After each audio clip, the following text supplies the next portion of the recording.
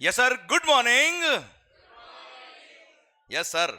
So, GST, Goods and Services Tax, आखिर क्यों आया, कैसे आया, या तक हमने बात कर ली. क्लियर. और सर जीएसटी में 35 एक्ट है. अगर आपको जीएसटी पूरा समझना है, 35 एक्ट जिसका मैंने ओवरव्यू आपको दे दिया है. क्लियर. आपने अगर CGST act and IGST act पढ़ लिया, मतलब भारत माता की जय. एंड सर आपको पूरा मोटा मोटी जीएसटी आ जाएगा, क्योंकि बाकी का मैं आइडिया आपको दे चुका हूं. क्लियर, पक्का, 100%. तो सर शुरू करें क्या जीएसटी को अब? अरे शुरू करें क्या? स्टार्ट करें क्या? पक्का, डन. तो सर अब एक्चुअली शुरू करते हैं हम प्रोविजंस रिगार्डिंग जीएसटी. सर ध्यान देना, सबसे पहला सेक्शन, सेक्शन नंबर 1, कोई भी एक्ट हो, सेक्शन नंबर 1 क्या होता है सर? हमेशा उस एक्ट का नाम क्या होता है, कहां अप्लाई होगा, कब से अप्लाई होगा. अरे क्लियर, समझे मेरी बात? Okay sir, section number 1 of the CGST act 2017 कहता है क्या? इस एक्ट का नाम होगा क्या? Central goods and services tax act 2017. Clear. Sir ये अप्लाई होगा कब से? With effect from 1st of July 2017 से. And this act shall extend to entire globe, entire India except Jammu and Kashmir था. क्लियर. क्योंकि सर आर्टिकल 370 उस टाइम पे applicable था जब जीएसटी आया था सर. हाँ है ना मालिक? क्लियर. अभी तो उड़ गया सर. पर ध्यान देना बेटा, जम्मू एंड कश्मीर सर वो स्टेट गवर्नमेंट, ध्यान देना बच्चों, आर्टिकल 370 की वजह से सेंट्रल गवर्नमेंट का कोई भी एक्ट कश्मीर में तभी एप्लीकेबल होगा जब वहां की स्टेट गवर्नमेंट की कॉन्करेंस हमको मिलेगी. मतलब वहां की स्टेट गवर्नमेंट बोलेगी यस ओके ये एक्ट हमारे यहां लगा सकते हो, तो ही लगेगा, अदरवाइज नहीं लगेगा. क्लियर. जैसे service tax, you know, service tax के लिए Jammu and Kashmir state government की कभी कॉन्करेंस मिली ही नहीं. Service tax was not applicable at all in the Jammu and Kashmir. Sir article 370 इसलिए हटाना पड़ा, मतलब इतना इसलिए हटा, वन ऑफ द रीजन कि सर सेंट्रल गवर्नमेंट का कोई भी कानून, कोई भी लॉ वहां पे अप्लाई नहीं हो रहा था सर, जब तक कि वहां की स्टेट गवर्नमेंट नहीं मान जाए. क्लियर. सर अभी हट गया है बच्चों, तो सेंट्रल गवर्नमेंट जो बोलेगी सर वो पूरे देश में अप्लाई होगा, तो इंक्लूडिंग जम्मू एंड कश्मीर भी अप्लाई होगा सर. हाँ है ना सर? क्लियर. पर सर 1 जुलाई 17 को जब जीएसटी एप्लीकेबल हुआ था, जम्मू एंड कश्मीर में एप्लीकेबल नहीं हुआ. पर सर 8 जुलाई को महबूबा मान गई, महबूबा मुफ्ती. सर 8 जुलाई को महबूबा मुफ्ती, मतलब वहां की स्टेट गवर्नमेंट ने conference they the. And yes 8 जुलाई को ये एक्ट जम्मू एंड कश्मीर में भी एक्सटेंड हो गया बाय स्पेशल ऑर्डिनेंस. क्लियर. पक्का बच्चों, 100% डन. सर दे देना, वरना नुकसान उन्हीं को था. क्यों? क्योंकि डेस्टिनेशन बेस्ड कंजम्पशन टैक्स, है ना, जो भी गुड्स और सर्विसेज वहां कंज्यूम होती है उनका कोई क्रेडिट उनको नहीं मिलता, उनका कोई रेवेन्यू उनको नहीं मिल पाता. सो अल्टीमेटली उनको मानना ही पड़ा. And sir ultimately CGST act now applies to entire India. है ना भाई? पक्का आज की तारीख में एंटायर इंडिया में एप्लीकेबल है sir. Okay clear. Okay sir. Sir ये था section number 1. Section number 2 definitions आएगी सर. हाँ है ना, जब जब रिलेवेंट बात आएगी हम बात कर लेंगे उसके बारे में. ओके सबसे पहला अब सबसे पहला कोई भी टैक्स, भले वो इनकम टैक्स हो, कस्टम्स ड्यूटीज हो, एक्साइज ड्यूटी था, सर्विस टैक्स है, सर्विस टैक्स था, क्लियर, वेट हो या भी जीएसटी है, कोई भी टैक्स अगर चार्ज होगा तो एक्ट में लिखा होना चाहिए there must be an authority of the act कि ऐसा एक्टिविटी होने पर ये टैक्स लगेगा. है ना सर? ये काम अगर आप करोगे तो ये टैक्स लगेगा, ये काम अगर आप करोगे तो ये टैक्स चार्ज होगा. That section is called charging section. क्या बोलते हैं सर उसको? Charging section. वो सेक्शन है section number 9 under CGST act. तो हम क्या पढ़ रहे हैं बच्चों? Section number 9. शुरू करें हम? और कुछ समझ में आ रहा है या चल रहा है कि जीवन के लिए बस आगे है भी हम? पक्का चल रहा है? काट रहे हो वक्त? ओ सर कुछ समझ में आ रहा है कि नहीं आ रहा है? पक्का? चलिए sir, section number 9 sub section number 1 हम बात कर रहे हैं सर, देखना ध्यान से। Section number 9 sub section number 1 क्या बोलता है बच्चों? CGST shall be levied. क्या बोला मालिक? CGST shall be levied on intra-state supply. Sir inter state supply पे क्या लगता है बेटा? IGST। इंट्रा स्टेट सप्लाई पे क्या लगता है बेटा? CGST and SGST। हम तो CGST एक पढ़ रहे बेटा, सेम सेक्शन का सब सेक्शन नंबर भी एब्सोल्युटली मिल जाएगा आपको का हर रेस्पेक्टिव SGST एक्ट में बच्चों। ठीक है, तो वापस देखना, CGST shall be levied, CGST shall be levied on intra-state supply of goods or service or both, goods or services or both, except दारू पीते होंगे ना बेटा? ऐसा सबके सामने नहीं बोलोगे? Okay okay sir. Alcohol liquor for human consumption, I repeat, alcohol liquor for, उस पे GST लेवी नहीं होता है। एक मिनट, सारी गुड्स सारी सर्विसेज पर GST लगा है except alcohol liquor for human goods, alcohol liquor for human consumption. Sir ध्यान देना, एल्कोहल लिकर अगर आपने लिख दिया केवल इतना सा, तो it is not sufficient. Alcohol liquor for human consumption, क्योंकि एल्कोहल लिकर के इंडस्ट्रियल यूज भी है सर, है ना मालिक? सर जैसे फॉर एग्जांपल मेडिसिन, कुछ लोगों के लिए दारू दवा है बेटा, है ना sir? Good, very good sir. Medicine, perfumes, clear, बहुत सारी गुड्स होती है जो एल्कोहल से बनती है। अरे हाँ है ना भाई? हैंड सैनिटाइजर वगैरह, अरे यस नो सर, कई सारी चीजों में ग्लिसरीन सर, और ग्लिसरीन तो नहीं, ग्लिसरीन प्लस ये सब मिक्स करके बनता था। ठीक है, एनीवेज बहुत सारी गुड्स ऐसी है जिनसे क्या बनता है बेटा, और जिसमें एल्कोहल लिकर काम आता है बच्चों, क्लियर? पर उस पर GST लगता है, but alcohol liquor for human consumption उस पर GST नहीं लगता है। पता होगा ना खैर आपको? तो नो आइडिया, खैर पीने के बाद पता ही नहीं पड़ता वो बिल में क्या लिखा है। सर दारू पर अभी भी पता है क्या लगता है? Weight plus alcohol liquor manufacture करने पर, सुनना ध्यान से बात को, एल्कोहल लिकर मैन्युफैक्चर करने पर स्टेट एक्साइज ड्यूटी लगता है। क्या लगता है बेटा? मतलब बिफोर GST ऑल्सो दारू पर सेंट्रल गवर्नमेंट का कोई टैक्स नहीं लगता था। एक्साइज भी किसका था? स्टेट गवर्नमेंट का। वेट भी किसका था? State government. और हैवी टैक्सेस है सर, हैवी टैक्सेस सर। ध्यान देना सर, एल्कोहल लिकर से बहुत बड़ी रेवेन्यू मिलती है स्टेट गवर्नमेंट को sir, and state government do not want to lose their revenue, इसलिए अगर GST में ले आते तो क्या होता? आधा तेरा आधा मेरा, मिल बांट के पीनी पड़ती बेटा, क्लियर? और मोदी जी बोल दिया मैं तो पिता नहीं हूं। अरे हाँ है ना मालिक? इसलिए sir state government do not want to lose their revenue, उनको शेयर नहीं करना था रेवेन्यू को, एंड सर बहुत बड़ा रेवेन्यू उनको लॉस हो जाता, क्योंकि सर बाकी सारी गुड्स पे एक्साइज किसका रेवेन्यू था? सेंट्रल गवर्नमेंट का, है ना? और वेट स्टेट गवर्नमेंट का। यहां पर दोनों किसके थे बेटा? तो स्टेट गवर्नमेंट ने एग्री नहीं किया, तो सेंट्रल गवर्नमेंट ने बोला कोई बात नहीं, ये एल्कोहल लिकर तुम्हारे पास ही रखो सारा, है ना भाई? इसलिए sir from the purview of the GST alcohol liquor for human consumption has been excluded, clear? मतलब कुछ समझ में आ रहा है कि नहीं आ रहा है? ये कितने बताओ चलो? एक हाथ और 5 उंगली नहीं, 4 उंगली और एक अंगूठा है जो कभी कभी लगाना पड़ता है बेटा, हाँ है ना? अब पकाया ना मैंने बेटा मैंने कल आपको बोला था ना, आप पकाओगे मैं भी पका दूंगा आपको सर। और अभी तो जोक्स बाकी मेरे बेटा कुछ कुछ सर, ऐसे जोक मारूंगा ध्यान रखना, आप सोने के लिए बिल्कुल भी मजबूर हो जाएंगे कि नहीं हो ही नहीं सकता पढ़ाई अब, ठीक है? ध्यान इधर सर, पॉइंट मेरा आपसे ये है, CGST shall be levied, क्या बोला sir? CGST shall be levied on intrastate supply of what? Goods or service or both, except alcohol liquor for human consumption at the rate, किस रेट से लगेगा बेटा? A rate which will be notified by the government। पर sir ध्यान देना बेटा, अगर central government को रेट नोटिफाई कर दे तो सर स्टेट गवर्नमेंट जितने भी है उन सबको भी वही रेट नोटिफाई करनी पड़ेगी सर, हाँ है ना? तो अब सेंट्रल गवर्नमेंट को रेट चेंज कर दे तो सारे स्टेट को चेंज करना पड़ेगा सर, ये तो फिर सेंट्रल गवर्नमेंट की दादागिरी चली गई ना यार। सेम वे फिर तो स्टेट गवर्नमेंट चेंज कर देगी सर, हाँ है ना मालिक? इसलिए सर जहां पर भी पूरे जीएसटी में नोटिफाइड बाय गवर्नमेंट। अच्छा एक बात और, रेट ऑफ टैक्स फिक्स करने का पावर हमने डेलीकेट कर दिया गवर्नमेंट को।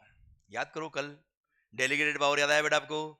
आवाज यारी हुए देखो वो डेलीगेटेड पावर याद आया क्या सर आपको? अरे पक्का सर, डेलीगेटेड पावर के केस में क्या होता है, डायरेक्ट गवर्नमेंट नोटिफिकेशन इशू करके वो अमेंडमेंट कर सकती है, चेंज कर सकती है बच्चों, यस या नो?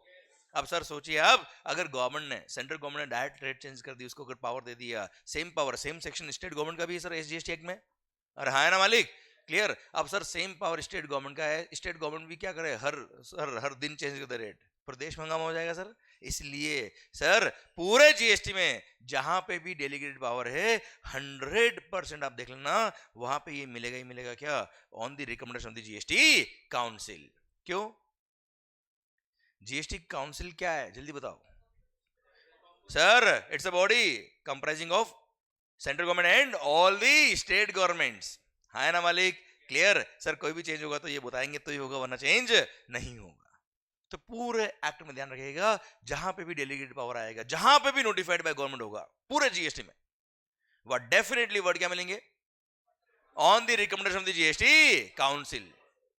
लॉजिक समझ में आ रहा है कि मैं बोल रहा हूं तो आप हाँ कर रहे हो बस? पक्का ना बच्चों? देखो चीजों को सॉल्व करिए सर, चीजों को याद करोगे ना कुछ भी नहीं होगा। क्लियर? ऐसा समझो मस्त कि वो ऑटोमेटिक आपके दिमाग में अपना आप आएगी बात।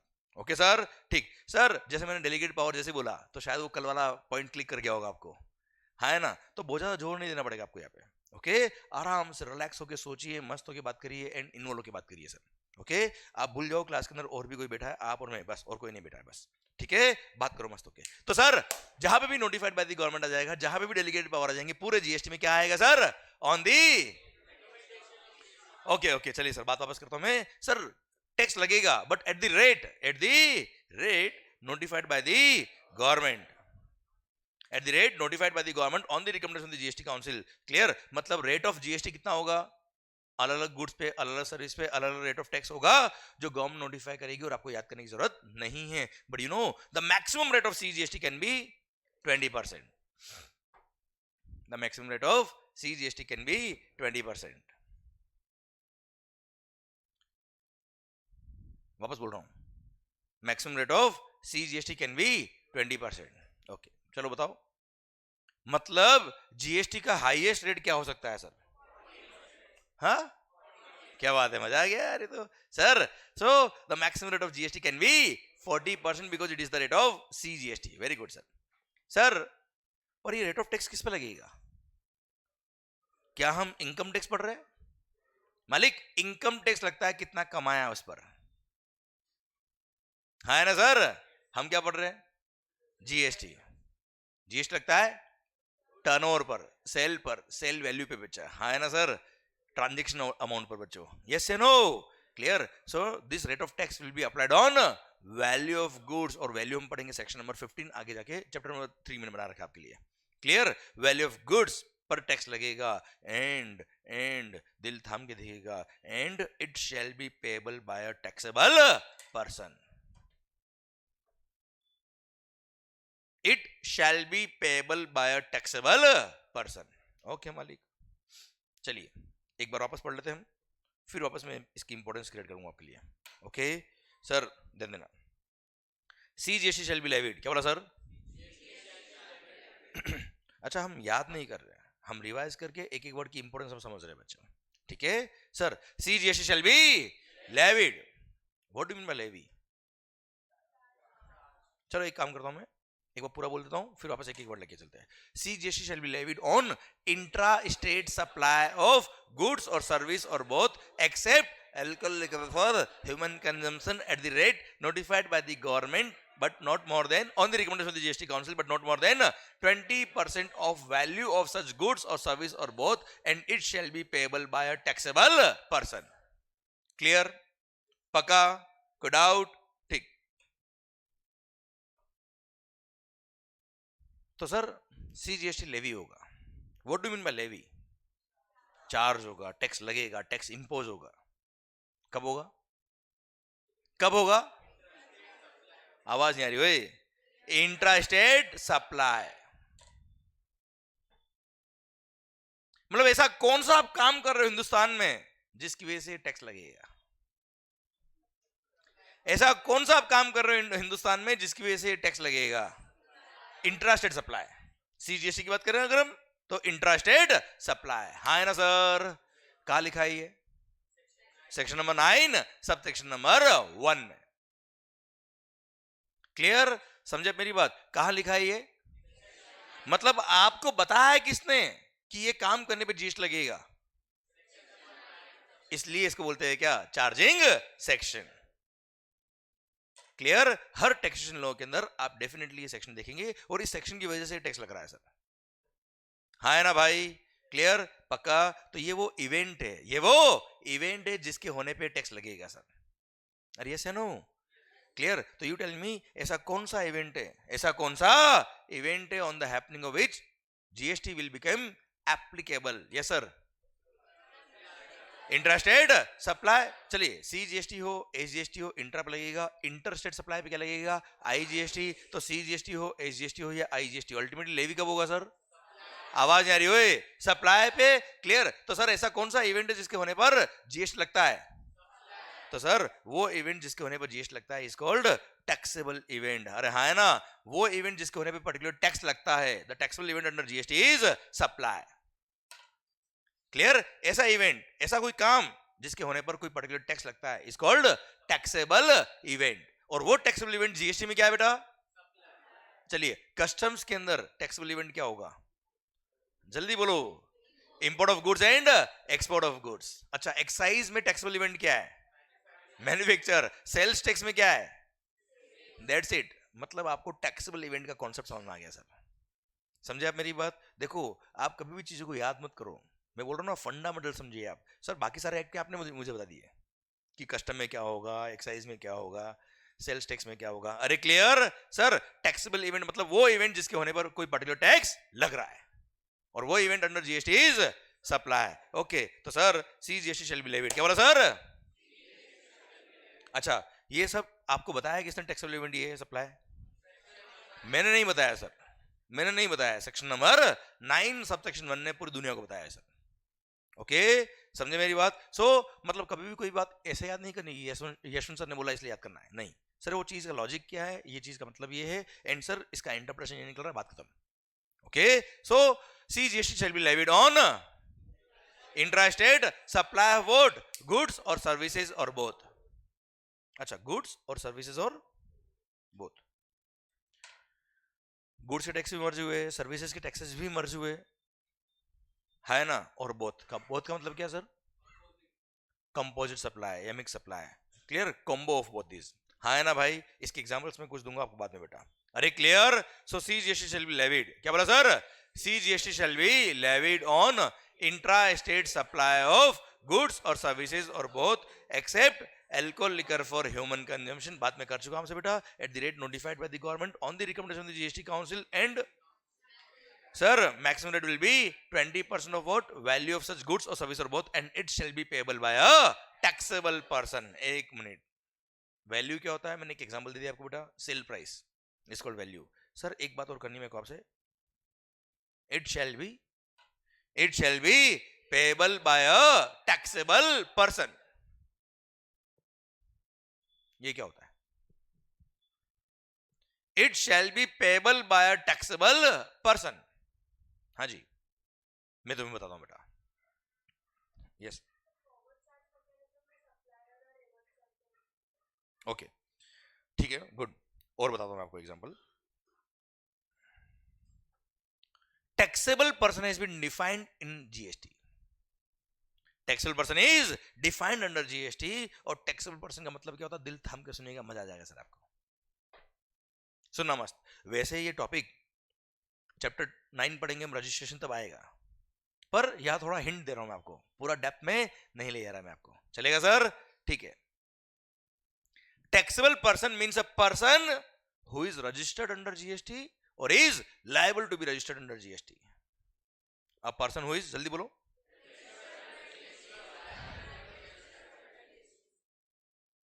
ठीक है।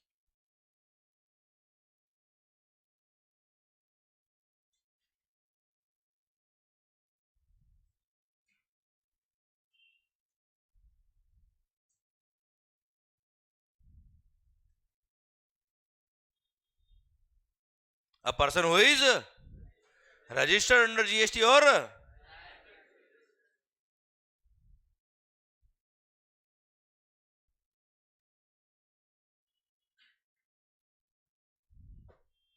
ओके, दो लोग हैं सर, समझना अच्छे से बात को। अ पर्सन हु इज, ठीक है, चलो चलो एक एक बात करते हैं sir. Point number 1, point number 2, ठीक है सर। पहले क्या पढ़ेंगे सर? Point number 2। हर बार पॉइंट नंबर 1 क्यों पहले सर? पॉइंट नंबर 2 इस बार पहले। Okay, a person who is, अच्छा एक मिनट एक मिनट एक मिनट एक मिनट सर, क्या नाम? जैनम। सर एक एग्जांपल के लिए लेते हैं कि जैनम जी, आपका जो बिजनेस है, आपका turnover threshold limit for registration cross कर चुका है, जो 20 लाख रुपए है सर। कितना आगे बढ़ेंगे हम सर? सर 20 लाख रुपए। कितना बेटा? 20 lakh rupees. The threshold limit for registration is 20 lakh रुपए। मान लो आपका टर्नओवर जो है वो 20 लाख रुपए क्रॉस कर चुका है। अच्छा, कुछ केस में 10 लाख भी है, कुछ केस में 40 लाख भी है बेटा, ठीक है, वो सब बात करेंगे बाद में, अभी एक एग्जांपल ले रहे हैं हम सर। अब सर 20 लाख रुपए क्रॉस हो गया, मतलब you are liable for registration. Plus कुछ एक्सेप्शनल केस भी होते हैं जहां पे भले ही 20 लाख क्रॉस नहीं हुआ, फिर भी रजिस्ट्रेशन कराना पड़ता है सर। सेक्शन में 24 में लिखा है सर, हम पढ़ेंगे बाद में। तो मालिक, अगर आप पर लायबिलिटी आगे रजिस्ट्रेशन की, तो गवर्नमेंट ने बोला इनको कि you can apply for registration with in 30 days. कितने दिन में बेटा? भाई जैसे ही टर्नओवर क्रॉस हुआ, ऐसा तो नहीं आदमी दुकान बंद करेगा और जाएगा रजिस्ट्रेशन कराने। 30 दिन का वक्त दिया है, है ना भाई? ठीक है, मान लो इसने रजिस्ट्रेशन करा दिया। रजिस्ट्रेशन करा दिया मतलब he become a registered person. मान लो इसने रजिस्ट्रेशन नहीं कराया, जन्म ने रजिस्ट्रेशन नहीं कराया, बताओ क्या ये टैक्सेबल पर्सन है कि नहीं सर? ये रजिस्टर्ड नहीं है, ये रजिस्टर्ड नहीं है, but liable to be registered है। और अगर आप लायबल टू बी रजिस्टर्ड हो मतलब you are a taxable person, and once you are a taxable person लग गए क्या? जीएसटी। क्यों? चार्जिंग सेक्शन कहता है, ध्यान से, जल्दी मत करना। चार्जिंग सेक्शन कहता है क्या? कि it shall be payable by a taxable person. है ना सर? क्लियर? समझे मेरी बात? तो सर अगर आप टैक्सेबल पर्सन हो, मतलब अगर आप लायबल फॉर रजिस्ट्रेशन हो, भले आपने रजिस्ट्रेशन नहीं कराया, फिर भी टैक्स तो हम आपसे लेंगे। समझे आप मेरी बात? क्लियर? और एक खास बात, अगर आप रजिस्ट्रेशन नहीं कराते हो ना बेटा, तो you cannot collect the tax from the customer. आजा इधर, आ जाना, आगे इधर आओ।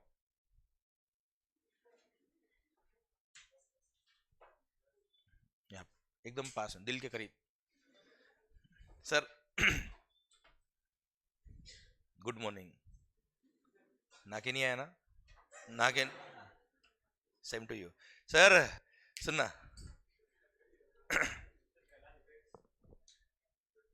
क्या दवा दूंगा, टेंशन क्या ले रहा है सर? सुनना इधर, okay okay okay okay okay okay, इधर इधर सुनना, वापस वापस सुनना भाई। अगर आप लायबल फॉर रजिस्ट्रेशन हो, क्या बोला sir? You are a taxable person. अब ध्यान देना बच्चों, आपसे तो हम टैक्स लेंगे, भले आपने रजिस्ट्रेशन नहीं कराया, आपसे हम टैक्स लेंगे। क्लियर? क्योंकि आप पे चार्जिंग सेक्शन अट्रैक्ट हो गया है। और खास बात, वैसे आगे आएगा पर बता देता हूं मैं आपको, if you are not registered under GST you can not collect the tax from the customer. भाई आपका जीएसटी नंबर नहीं है, क्या आप टैक्स इनवॉइस इशू कर पाएंगे? क्या नहीं कर पाएंगे? क्या कस्टमर से टैक्स ले पाएंगे? क्या नहीं? ये लॉजिकल बताया मैंने, आगे बढ़ेंगे हम आगे, ठीक है? मतलब क्या हो गया बेटा जैनम भाई, you are liable for registration, it means आप पे लायबिलिटी थी रजिस्ट्रेशन की। सर आपने रजिस्ट्रेशन नहीं भी कराया तो भी जीएसटी की लायबिलिटी आप पर आएगी, हम आपसे टैक्स लेंगे, मतलब गवर्नमेंट आपसे टैक्स लेगी, और आप कस्टमर से टैक्स नहीं ले पाएंगे, अपनी जेब से टैक्स पे करना पड़ेगा साहब।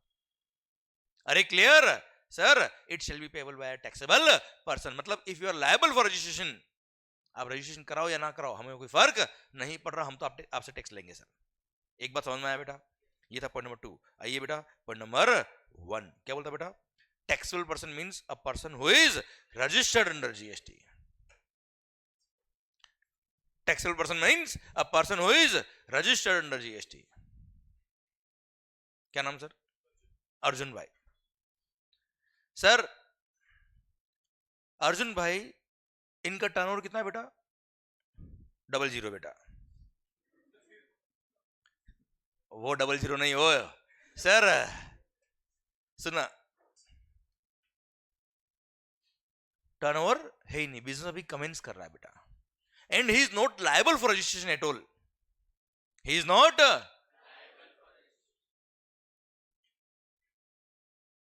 पर क्या ये अपना जीएसटी में रजिस्ट्रेशन ले सकता है क्या?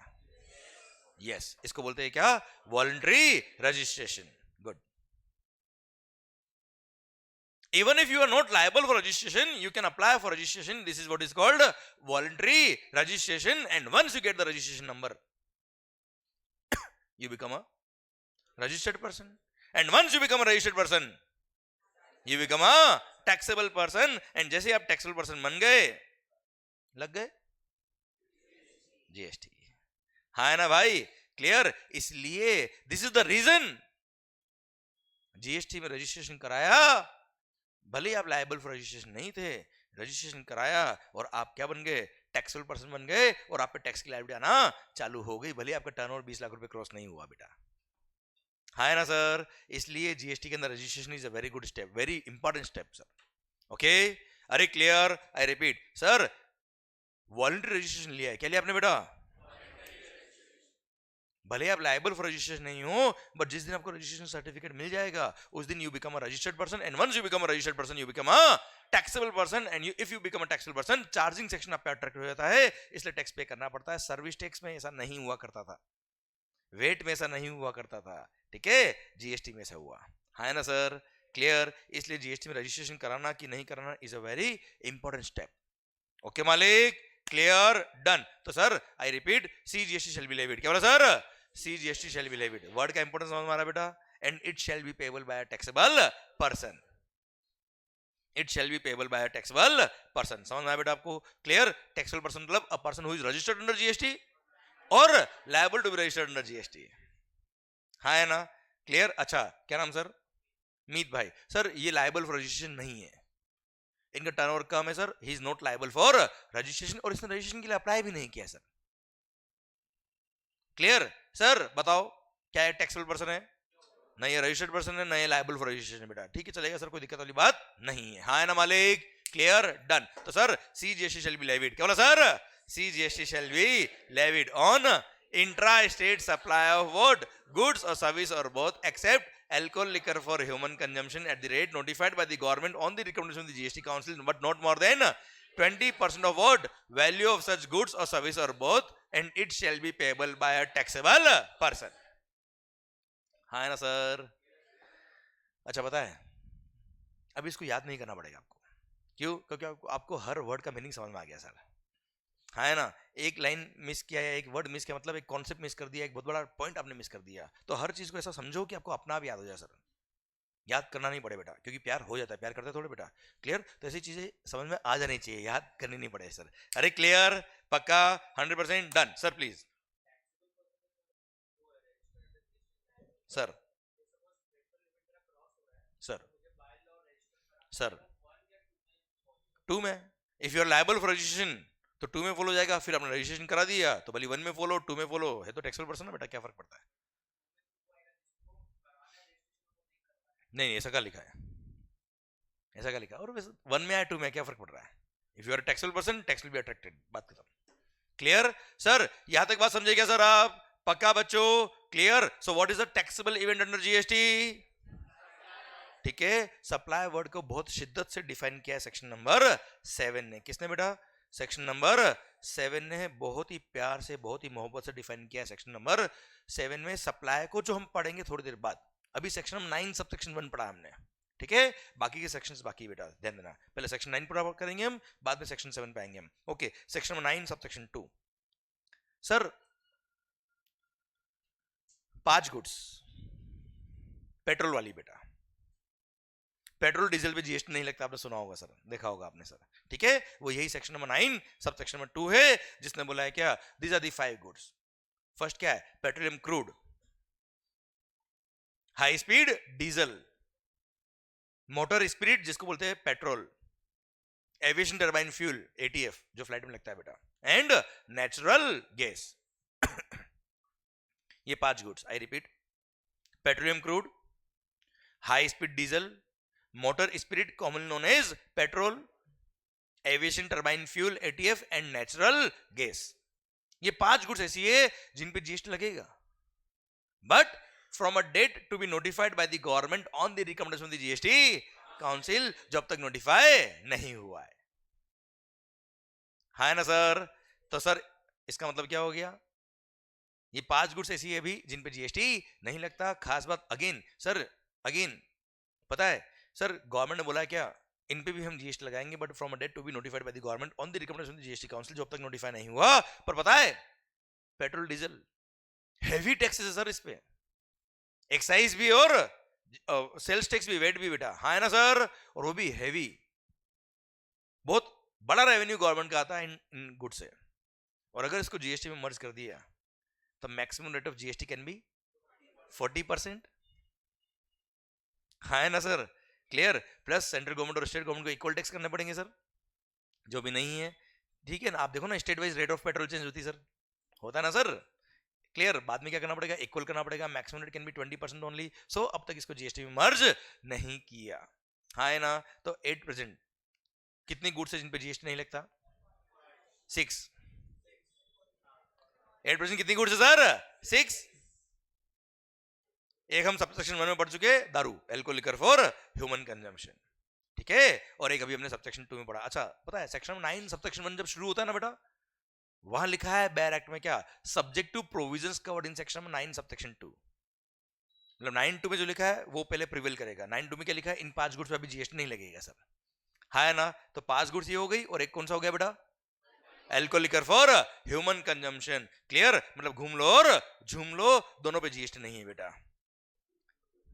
अरे पेट्रोल और दारू दोनों पे जीएसटी नहीं है, किस पे नहीं है सर, घूम लो और चूम लो नहीं रे, झूम लो, झूम लो, समझा सर। नींद से उठ, बाहर सपनों से बाहर आ बेटा, चूम लो सर। यहां तक बात समझे क्या, अरे पक्का। These are the 6 goods on which GST is not levied, इसलिए इन 6 गुड्स को बोलते क्या, नॉन टैक्सेबल सप्लाई। क्या बोलते सर,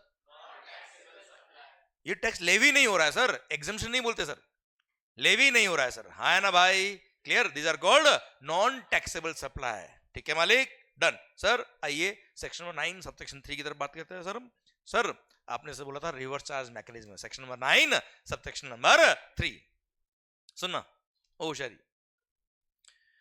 अगेन गवर्नमेंट के पास पावर है, क्या है साहब। अच्छा यार एक चीज बताओ, ये पढ़ने से पहले, ये जीएसटी डायरेक्ट टैक्स है कि इनडायरेक्ट टैक्स है यार, इनडायरेक्ट टैक्स है। क्यों, कैसे, मतलब मैकेनिज्म क्या होता है इसका sir, payable by someone else and borne by someone else. Example दो ना, मैकडी, मैकडी बेटा सुबह सुबह, हाँ सर मैकडी सर, या लैपटॉप, कपड़े, कुछ भी अगर आपने खरीदा है तो उसमें क्या हो रहा है, if you are a customer, I am the supplier, sir recipient क्या करता है, कस्टमर को वैल्यू सप्लाई प्लस टैक्स का अमाउंट देता है, एंड गवर्नमेंट को वो टैक्स का अमाउंट कौन पे करेगा, कौन पे करेगा, सप्लायर। पर सर कुछ केसेस में सप्लायर नालायक है, या ये कह दो सिस्टम इतना कॉम्प्लिकेट हो जाता था कि सर गवर्नमेंट से सप्लायर से टैक्स कलेक्ट करना पॉसिबल नहीं था प्रैक्टिकली, इसलिए गवर्नमेंट ने क्या किया, कुछ केसेस में सिस्टम रिवर्स कर दिया। In certain supplies of goods और सर्विसेज, गवर्नमेंट ने क्या किया, आइडेंटिफाई किया कि इन केस में सप्लायर से टैक्स लेना बहुत डिफिकल्ट है, टैक्स ना ले पाएंगे, इसलिए रेसिपिएंट को बोल दिया क्या, रेसिपिएंट तुम सप्लायर को टैक्स पे मत करना, डायरेक्टली किसको पे करना, डायरेक्टली गवर्नमेंट को पे करना। मतलब सर इनडायरेक्ट टैक्स में नॉर्मली टैक्स कौन पे करता है, सप्लायर, पर सिस्टम क्या कर दिया, रिवर्स, वहां कौन टैक्स पे करेगा, recipient. Clear? That is what is called reverse charge mechanism. उसका पावर कहां से है? वो सेक्शन 9 सबसेक्शन 3 से आया है। क्लियर? अब सेक्शन 9 सबसेक्शन 3 क्या बोलता है, सुनना ध्यान से। अच्छा ध्यान देना बच्चों, आपको एक एक वर्ड यहां पिंच हो रहा, क्यों हो रहा है सर? पक्का सर? एक एक वर्ड आपको समझ में आना चाहिए, याद नहीं करना है, मैं आपसे बोल रहा हूं। क्लियर? याद अपने आप हो जाना चाहिए सर, तो मैंने कुछ पढ़ाया, वरना कोई मतलब नहीं सर। ओके बच्चों, ठीक है? तो यहां आने का फायदा है, वरना there is no sense. Okay clear? Video class में जो भी है, प्लीज मेरी रिक्वेस्ट है, आप भी मेरे साथ बोलते जाइए। Sir CGST shall be levied, वो तो हमने पढ़ लिया सर। नाउ सेक्शन 9 सबसेक्शन 3 कि central government has the power, और जहां पे भी पावर आ जाएगा वहां मतलब सर डेलीगेटेड पावर है, and it shall B recommended by GST council, तभी हो पाएगा सर। हाँ है ना सर? पक्का? ठीक है, बार बार नहीं बोलूंगा, चलेगा सर आपको अभी? ठीक है, जहां पे भी गवर्नमेंट हैज द पावर, समझना जीएसटी काउंसिल का रिकमेंडेशन तो होगा ही होगा, वरना वो पावर एक्सरसाइज नहीं कर पाएंगे। ठीक है sir? Central government has the power that on the recommendation of the GST council they can notify certain goods और सर्विस और बोथ। कुछ गुड्स और सर्विस और बोथ को वो नोटिफाई कर सकते हैं, और नोटिफाई करके बोल देंगे क्या, यहां पे recipient shall be liable to pay tax to the government directly under reverse charge mechanism RCM. किस पे टैक्स की लायबिलिटी आएगी सर? और पता है, जब रेसिपिएंट पे लायबिलिटी है ना बेटा, तो रेसिपिएंट पे लायबिलिटी है, मतलब देयर इज नो चॉइस। ऐसा नहीं काम करना आज तू पे कर द टैक्स, ऐसा नहीं हो सकता सर। जहां सप्लायर लायबल है वहां सप्लायर को टैक्स पे करना, जहां रेसिपिएंट लायबल है वहां रेसिपिएंट को ही टैक्स पे करना है, बात खत्म। There is no choice. Clear sir? जहां पर recipient shall be liable to pay tax to the government directly under reverse charge mechanism, और जहां पर रेसिपिएंट लायबल होता है वहां पे recipient will be treated as if he is the person liable to pay tax to the government. बेटा हाँ है ना सर? मतलब गवर्नमेंट टैक्स कलेक्ट किसे करेगी? मतलब सप्लायर को आके नहीं बोल सकती रेसिपिएंट टैक्स पे नहीं कर रहा, आप दो, दे कांट से। क्लियर? उनसे ही लेना है, बात खत्म sir. They are liable to pay tax, we are not liable to pay tax, बात खत्म सर। हाँ है ना सर? अरे क्लियर? पक्का? और सर रेसिपिएंट लायबल है मतलब वो ही लायबल है, बात खत्म, चॉइस नहीं है सर। ठीक है सर? जहां पर सप्लायर ही लायबल होता है उसको बोलते हैं, वर्ड के लिखा नहीं लो के अंदर, पर उसको बोलते हैं फॉरवर्ड चार्ज मैकेनिज्म। क्या बोलते हैं मालिक? Forward charge mechanism. जहां रेसिपिएंट लायबल होता है उसको क्या बोलते हैं sir? Reverse charge mechanism. Okay sir? Generally क्या लगता है बेटा? Forward charge. ठीक है? एक्सेप्शन केस में क्या है sir? Reverse charge. And yes, कुछ गुड्स में और कुछ सर्विसेज में रिवर्स चार्ज लगता है। Some goods as well as some services have been notified by the government under RCM, जहां पे रेसिपिएंट लायबल होगा टैक्स पे करने के लिए, और वो गुड्स कौन कौन सी है, वो सर्विसेज कौन कौन सी है, वो हम पढ़ेंगे बाद में सर। अलग से मैंने चैप्टर दे रखा है आरसीएम नाम का बेटा। ठीक है? क्लियर? अभी मैं list of goods, list of services आपको नहीं पढ़ा रहा बच्चों। ठीक है सर? अरे चलेगा? ठीक सर, एक मिनट, पर सर एक एग्जाम्पल मिल जाए ना सर तो मजा अलग आ जाएगा सर। आरसीएम आखिर आया क्यों? वो लिस्ट ऑफ गुड्स और लिस्ट ऑफ सर्विस पढ़ लेंगे बाद में सर, एक एग्जांपल देके समझाऊंगा मैं आपको सर। अरे पढ़ा दूं क्या? चलिए सर, मान लो, चलो वापस, मान लो, हाँ ये आनी चाहिए एनर्जी सर। आपने कोई सर्विसेज इंपोर्ट करी सर, क्या करी सर आपने? एक मिनट, गुड्स इंपोर्ट करने में क्या लगता है बेटा? हाँ बोलो बोलो बोलो। गुड्स इंपोर्ट करने पर कस्टम्स लगता है। मैं किसकी बात कर रहा हूं सर आपसे? मैं किसकी बात कर रहा हूं सर आपसे? सर्विसेज। मैं किसकी बात कर रहा हूं आपसे? ऐसे करो, हाँ, नहीं नहीं ऐसे नहीं, ऐसे भी नहीं, ठीक है ना? ऐसे, ऐसे दोनों हाथ से, पास वाला, हाँ एक बार, नहीं तेरे को नहीं, ऐसे नहीं बोला मैंने, इसको पकड़, पकड़ और ऐसे कर ढंग से। हाँ अभी ध्यान इधर होना चाहिए। ठीक है सर? मान लो, हाँ बात करनी मेरे से आपको। Okay sir, out of India से आपने कोई सर्विसेज इंपोर्ट करी, कंसल्टेंसी सर्विसेज। मैंने क्या बोला? हाँ नहीं तो हूं तो चलेगा सर। कंसल्टेंसी सर्विसेज आपने आउट ऑफ इंडिया से इंडिया में इंपोर्ट करी सर। गुड्स इंपोर्ट करने पे लगता है कस्टम्स। मैं बात कर रहा हूं किसकी? सर्विसेज। सर हम पढ़ेंगे आगे जाके सप्लाई की डेफिनेशन में, अगर आप सर्विस इंपोर्ट करते हो तो वहां लगता है आईजीएसटी सर। क्या लगता है बच्चा? आईजीएसटी। ऐसा हम पढ़ेंगे बाद में सर। ठीक है? अभी रिवर्स चार्ज का मैं एक एग्जांपल देने के लिए आपको ये एग्जांपल ले रहा हूं सर। ठीक है? तो सर इंपोर्ट और सर्विस पे जीएसटी लगता है, ये समझ लेना बेटा आप। ओके, अब सर मान लो आउट ऑफ इंडिया से, कहां से बेटा? आउट ऑफ इंडिया से सर आपने सर्विसेज इंडिया में इंपोर्ट करी, आउट ऑफ इंडिया से सर्विस देने वाला कौन था? मान लो मिस्टर डॉन। डॉन ने सर्विसेज दी इंडिया में किसको? मिस्टर कॉन को। कौन ने? डॉन से सर्विस इंपोर्ट करी। क्या इंपोर्ट करी बेटा? सर्विसेज। मान लो वैल्यू सर्विस कितना बेटा? 1 CR। उस पर 18% is the rate of tax, suppose IGST। कितना हो गया sir? 18 lakh. Total comes to 1 crore 18 lakh.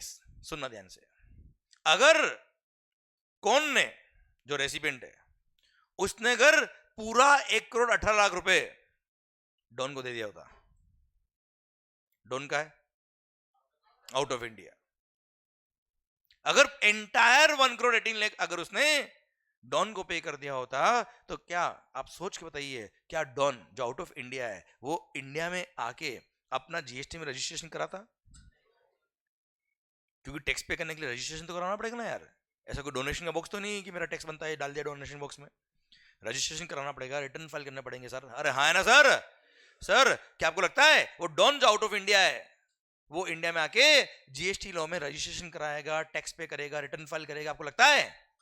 अगर वो टैक्स पे नहीं करेगा तो आपको लगता है कि Indian government out of India जाके इंडिया के लॉज वहां अप्लाई कर पाएगी और वहां से उनसे रिकवरी कर पाएगी? इंडिया वालों से रिकवरी नहीं हो पा रहा है भाई। अरे हाँ है ना sir? Is it possible to recover the amount from the persons who are located outside India? No, not at all. Clear? इसलिए गवर्नमेंट ने वहां क्या लगा दिया बेटा? Reverse charge mechanism. और वहां रेसिपिएंट को बोल दिया क्या? दिमाग खराब मत करना। आप उस सप्लायर ऑफ सर्विस को, मिस्टर डॉन को, इस एग्जांपल में केवल 1 करोड़ ही दीजिएगा, जो 18 लाख बनता है वो डायरेक्टली किसको पे करता ना? गवर्नमेंट को सर, क्योंकि डॉन का है आउट ऑफ इंडिया। क्लियर? और सर जो आउट ऑफ इंडिया उसको इंडियन गवर्नमेंट पकड़ नहीं पाएगी। क्यों नहीं पकड़ पाएगी बेटा? क्योंकि डॉन को पकड़ना मुश्किल ही नहीं, नामुमकिन है। पका है ना बेटा? क्लियर? सर आपकी आवाज कम आएगी तो मैं भी पकाऊंगा बेटा, ध्यान रखना। सर क्योंकि डॉन को पकड़ना मुश्किल ही नहीं, नामुमकिन है। और सर डॉन की जगह पे कोई नॉर्मल आदमी होता ना सर तो भी ना हो पाता सर, क्योंकि इंडियन लॉज के थ्रू आप बाहर से रिकवरी नहीं कर पाएंगे सर। इंडिया के GST लो वहां बाहर नहीं लगा सकते आप बच्चों। ठीक है? क्लियर? इसीलिए यहां पे क्या लगाया बच्चों? जल्दी बोलो। RCM। और वहां पे कौन लायबल होगा? बता तो रहा हूं मैं कौन लायबल होगा। अरे बता रहा हूं कौन लायबल होगा, पूछ नहीं रहा हूं मैं आपसे। कौन लायबल होगा देखो ध्यान से। अरे कौन लायबल होगा है देखो है ना सर? कौन लायबल होगा? बता तो रहा हूं मैं आपसे कौन लायबल होगा। क्लियर? समझे? So these are the cases. Sir ऐसा नहीं कि लॉजिक नहीं है सर, वहां पे भी ऐसा नहीं गवर्नमेंट को मजा आ रहा है कॉम्प्लिकेट कर दो, कुछ केस में रेसिपिएंट को लायबल कर दो, कुछ केस में सप्लायर को लायबल कर दो, सिस्टम समझ नहीं है और लोग कोचिंग करना है, ऐसा नहीं है। Clear sir? तो in every service, every goods which have been notified by government under section 9 subsection 3 there are logics. ठीक है? पर हर सेक्टर को हम पढ़ेंगे बाद में सर। और सर हम चीज को समझेंगे कि रिवर्स चार्ज क्या होता है। आई थिंक समझ में आया एग्जांपल के थ्रू बेटा आपको। क्लियर? एक और एग्जांपल दूं सर मैं आपको? और दूं क्या? रिकवरी एजेंट, बैंक्स वगैरह होते हैं ना सर, वसूली भाई। अरे यस नो सर, जो लोन रीपेमेंट नहीं करते उनसे रीपेमेंट करवाते बेटा। हाँ है ना? फिर भी नहीं होता है तो सर रिकवरी एजेंट अपॉइंट हो जाते सर। रिकवरी एजेंट जितना रिकवरी करेंगे उसका एक फीस उनको मिलेगा सर। अब सर आप सोचो, recovery agents are providing services to bank, उस पर क्या लगेगा सर? GST। अरे हाँ है ना सर? अरे विद इन द स्टेट होगा तो इंट्रा स्टेट होगा तो CORS लगेगा, इंटर हुआ तो IGST लगेगा, पर लगेगा तो GST ना है सर। अब सर सोचो, अगर बैंक रिकवरी एजेंट को उनकी कमीशन या फीस के साथ साथ GST भी पे कर दे, आपको लगता है वो वसूली भाई GST में रजिस्ट्रेशन कराएंगे, टैक्स पे करेंगे? लगता है आपको? और अगर टैक्स पे नहीं किया तो क्या आपको लगता है डिपार्टमेंट उनसे रिकवरी कर पाएगा? 2 ऑफिसर गए रिकवरी करने, वापस आया ही नहीं सर। क्लियर? इसलिए practically again it was not possible for the government to recover the tax from the recovery agents. वहां क्या लगा दिया? रिवर्स चार्ज मैकेनिज्म लगा दिया। और गवर्नमेंट बोले क्या हमसे ना हो पाएगा, बैंक तुम उनको टैक्स देना ही नहीं, तुम डायरेक्टली उनको वैल्यू का जो अमाउंट है टैक्स, जो विदाउट टैक्स जो वैल्यू है उसी का पेमेंट करना, टैक्स हम डायरेक्टली आपसे लेंगे सर। हाँ है ना सर? और वहां क्या लगा दिया बच्चों? आरसीएम लगा दिया और वहां रेसिपिएंट जो बैंक होता है वो लायबल होगा टैक्स पे करने के लिए सर, यस या नो। और इस एग्जांपल में यहां पर जो वैल्यू ऑफ सप्लाई है 1 CR, ये 1 CR डॉन को पे करेगा मिस्टर कौन, एंड 18 लाख रुपए डायरेक्टली गवर्नमेंट को पे करेगा मिस्टर कौन बच्चों। हाँ है ना मालिक, क्लियर, पक्का, डन सर प्लीज। नहीं ऐसा कहीं लिखा नहीं है, क्लियर। आरसीएम के अंदर, चलो आप बोलो, आपका आंसर और मस्त लगा देता हूं, बोलो सर। चलो मैं बोल देता हूं इनका क्वेश्चन में, हाँ अब क्वेश्चन ही वही था तो मैं बोलूंगा ना आगे सर, मैं डिफाइन भी कर देता हूं इनका क्वेश्चन सो दैट सबको समझ में आएगा सर। इनका क्वेश्चन मैं समझ गया पर जरूरी नहीं आप लोग समझ गए सर। अभी अभी अपने और मैंने बात करी कि जीएसटी तभी लेवी होगा जब सप्लाई होगा, है ना भाई, and it shall be payable by a taxable person. तो रिवर्स चार्ज मैकेनिज्म अगर लगा दिया तो रेसिपिएंट लायबल होगा, तो क्या रेसिपिएंट टैक्सेबल पर्सन है क्या? यस, क्या लायबल टू रजिस्ट्रेशन है? सर वैसे आपका आंसर अंदाजा बिल्कुल सही था आपका। सेक्शन में 24 आपने नहीं पढ़ा, बट यू आर मैजिशियन, आपको पता था बेटा कि सर सेक्शन में 24 रजिस्ट्रेशन के चैप्टर में सेक्शन में 24 में लिखा है कि जिन पे रिवर्स चार्ज मैकेनिज्म में लायबिलिटी आती है जीएसटी पे करने की, उनको कंपलसरी रजिस्ट्रेशन कराना ही पड़ेगा, भले उनका टर्नओवर कुछ भी हो, वी डोंट केयर। और जैसे ही उन पे आरसीएम की लायबिलिटी आई, they become a taxable person, और जैसे ही वो टैक्सेबल पर्सन बने, जीएसटी अट्रैक्ट हो गया, and yes they are liable to pay the GST as per section 9 subsection 3। Bharat Mata की जय। क्लियर, पक्का, डन सर। हाँ बेटा, नहीं नहीं नहीं, आरसीएम में आ रहा है तो अच्छा। एक बात और सर, गवर्नमेंट भी कोई पागल नहीं है, गवर्नमेंट ने भी सोच समझ के रिवर्स चार्ज की कुछ सर्विसेज और गुड्स को नोटिफाई किया है। एंड कंज्यूमर परेशान नहीं होना चाहिए सर उसके अंदर, ठीक है। गवर्नमेंट ने हर सेक्टर को डिफाइन कराया, देखा है, समझा, और उसके बाद ही रिवर्स चार्ज लगाया। अब बोलिए आप, नहीं है ना टैक्स का बेनिफिट भाई। गवर्नमेंट को बेनिफिट क्या है? Easy collection of tax, recovery agent. अब रिकवरी एजेंट से टैक्स ले सकते हैं क्या सर वो? नहीं, उनको लगा बहुत डिफिकल्ट है सर कलेक्ट करना इनसे, बैंक को बोलिए तुम ही टैक्स पे कर देना हमको। सो वो मिले नहीं मिले बात की बात है ना बेटा। भाई आईटीसी मिलेगा तो टैक्स पे नहीं करेंगे ऐसा? आप सोचो, अगर आपका आउटपुट गुड्स टैक्सेबल है तो क्या इनपुट टैक्स पे नहीं करोगे आप? क्लियर। सो आईटीसी मिले ना मिले, इनपुट टैक्स क्रेडिट मिले ना मिले, वो बात की बात है बच्चों।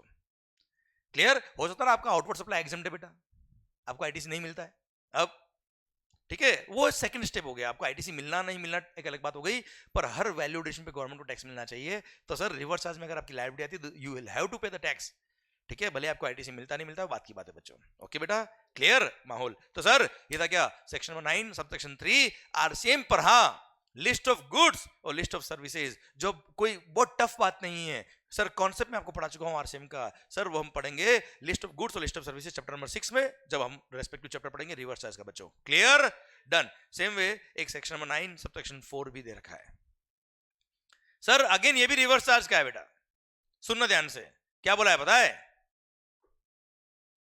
Sir? Government has the power, क्या बोला मालिक? Government has the power that on the recommendation of the GST council they can, अच्छा सुना रहे, ये होशियारी, डेलीगेटेड पावर दे रखा है, जीएसटी काउंसिल आएगा ही आएगा सर। उनके पास पावर है कि वो नोटिफाई कर देंगे कुछ गुड्स और सर्विस बोथ को, क्या कर देंगे sir? They can notify certain goods और सर्विसेज और बोथ। अगर वो नोटिफाइड कैटेगरी ऑफ गुड्स और सर्विस और बोथ परचेज करता है कौन? Specified category of registered person. कौन परचेज करता है मालिक?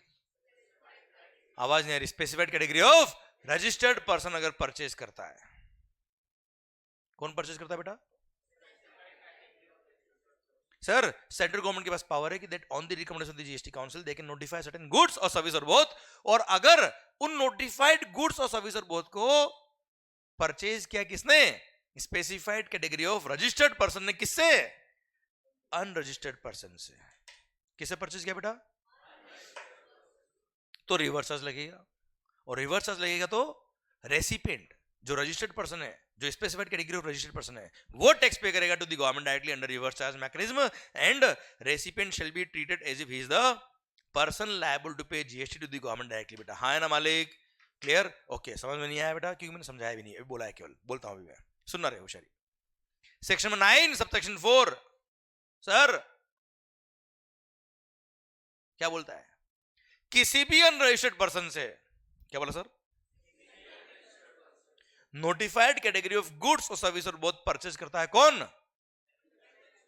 Specified category of registered person, सारे लोग नहीं, specified category of registered person. तो ऐसे केस में रिवर्स लगेगा। और सप्लायर जो था वो तो वैसे भी अनरजिस्टर्ड है सर, सप्लायर जो है वो तो वैसे भी क्या है? अब वो अनरजिस्टर्ड, उस पर टैक्स की लायबिलिटी आती ही नहीं, वो तो टैक्स पे करेगा नहीं सर। कोई बात नहीं, जो रेसिपिएंट वो तो रजिस्टर्ड है, मतलब तू टैक्स पे कर देना, क्या फर्क पड़ता है? अरे हाँ ना sir, I repeat sir, unregistered person से, किसे sir? Specified category of registered person ने नोटिफाइड गुड्स और सर्विस और बहुत परचेज किया, तो ऐसे केस में वो रेसिपिएंट जो रजिस्टर्ड है वो लायबल होगा टैक्स पे करने के लिए अंडर आरसीएम बेटा।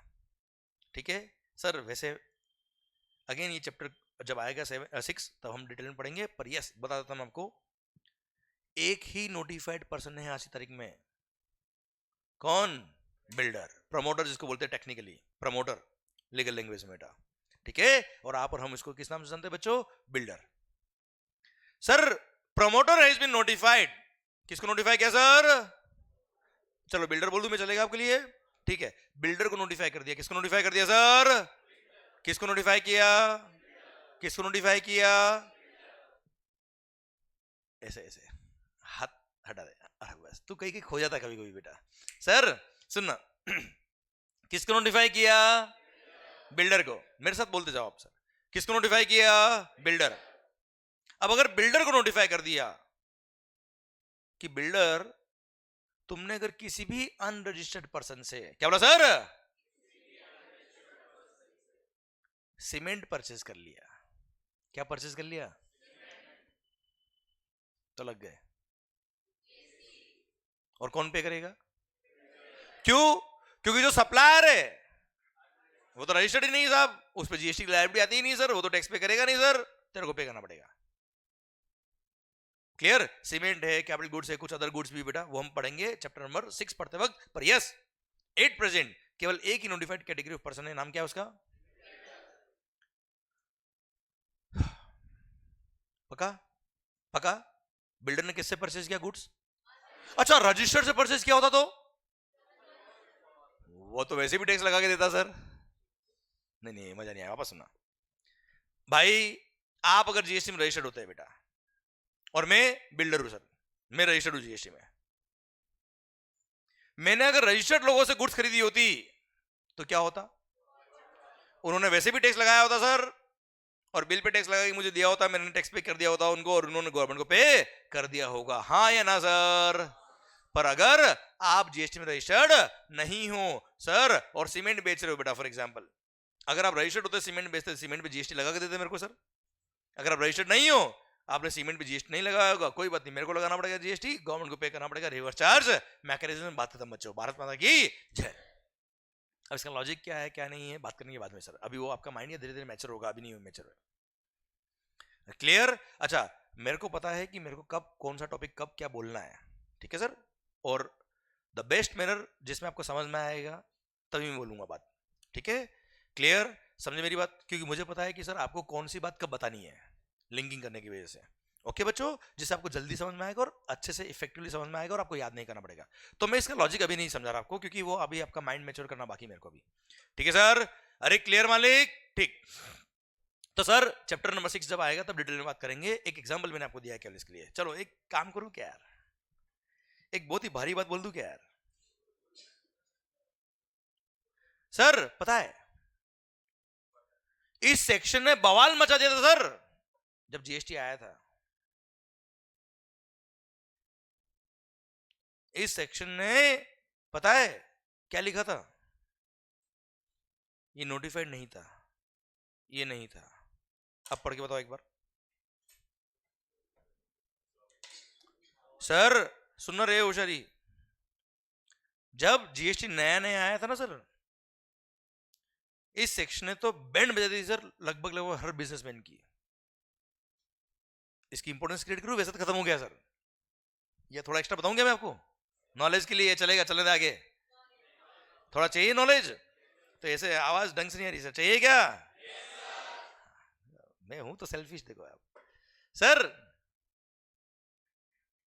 जब जीएसटी आया था 1 जुलाई 17 को, तभी सेक्शन 9 सब सेक्शन 4 ने क्या लिखा था पता है? कि अगर कोई भी रजिस्टर्ड पर्सन कोई भी गुड्स और सर्विस और बोथ किसी भी अनरजिस्टर्ड पर्सन से परचेज करता तो लग गए। और वहां पे रिवर्स चार्ज मैकेनिज्म में recipient will be liable to pay GST to the government directly, और सर वो रेसिपिएंट को टैक्स पे करना पड़ेगा as if he is the person liable to pay GST to the government directly. ठीक है sir, मतलब कुल मिला के आरसीएम लगेगा सर। वापस सुनना, कोई भी रजिस्टर्ड पर्सन कोई भी गुड्स और सर्विस किससे खरीद रहा है? अनरजिस्टर्ड से बेटा। तो रेसिपिएंट को, जो बिजनेसमैन है, जो रजिस्टर्ड जीएसटी में है, उसको आरसीएम में टैक्स पे करना है हर गुड्स सर्विस पे जो अनरजिस्टर्ड से खरीदा है। अब इसको इमेजिन करके बताता हूं मैं आपको। जैसे for example I am registered in GST, मैंने बोला ना हूं भी चलेगा बेटा, केवल एक्सप्रेशन से काम नहीं चलेगा sir. I am registered in GST.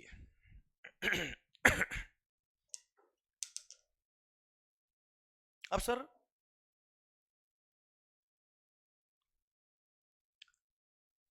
मैंने अपने ऑफिस में चाय मंगाई सर, चाय स्टाफ के लिए, अपने लिए, क्लाइंट के लिए। सर क्या मंगाया भाई? चाय। अब आपको पता है नॉर्मली अपन लोग जो चाय मंगाते हैं किसे मंगाते हैं सर? सर रोड साइड टपरी से बेटा, कोई बड़े रेस्टोरेंट से तो अभी तक हुआ नहीं काम। अरे हाँ है ना भाई, लॉजिकली हर बिजनेस में देखो ना यार, हर दुकान में देखो सर। आप बड़े कॉर्पोरेट क्लाइंट को छोड़ दो सर, आप तो हर दुकान वाले के लिए सोचिए आप क्या होगा सर। सर किसी भी बड़े कॉर्पोरेट को कभी टैक्सेशन में दिक्कत नहीं आती सर। क्यों? टैक्स की पूरी टीम होती है सर उनके पास, और आप जैसे कंसल्टेंट भी होते हैं सर उनके पास, होते ही ना सर।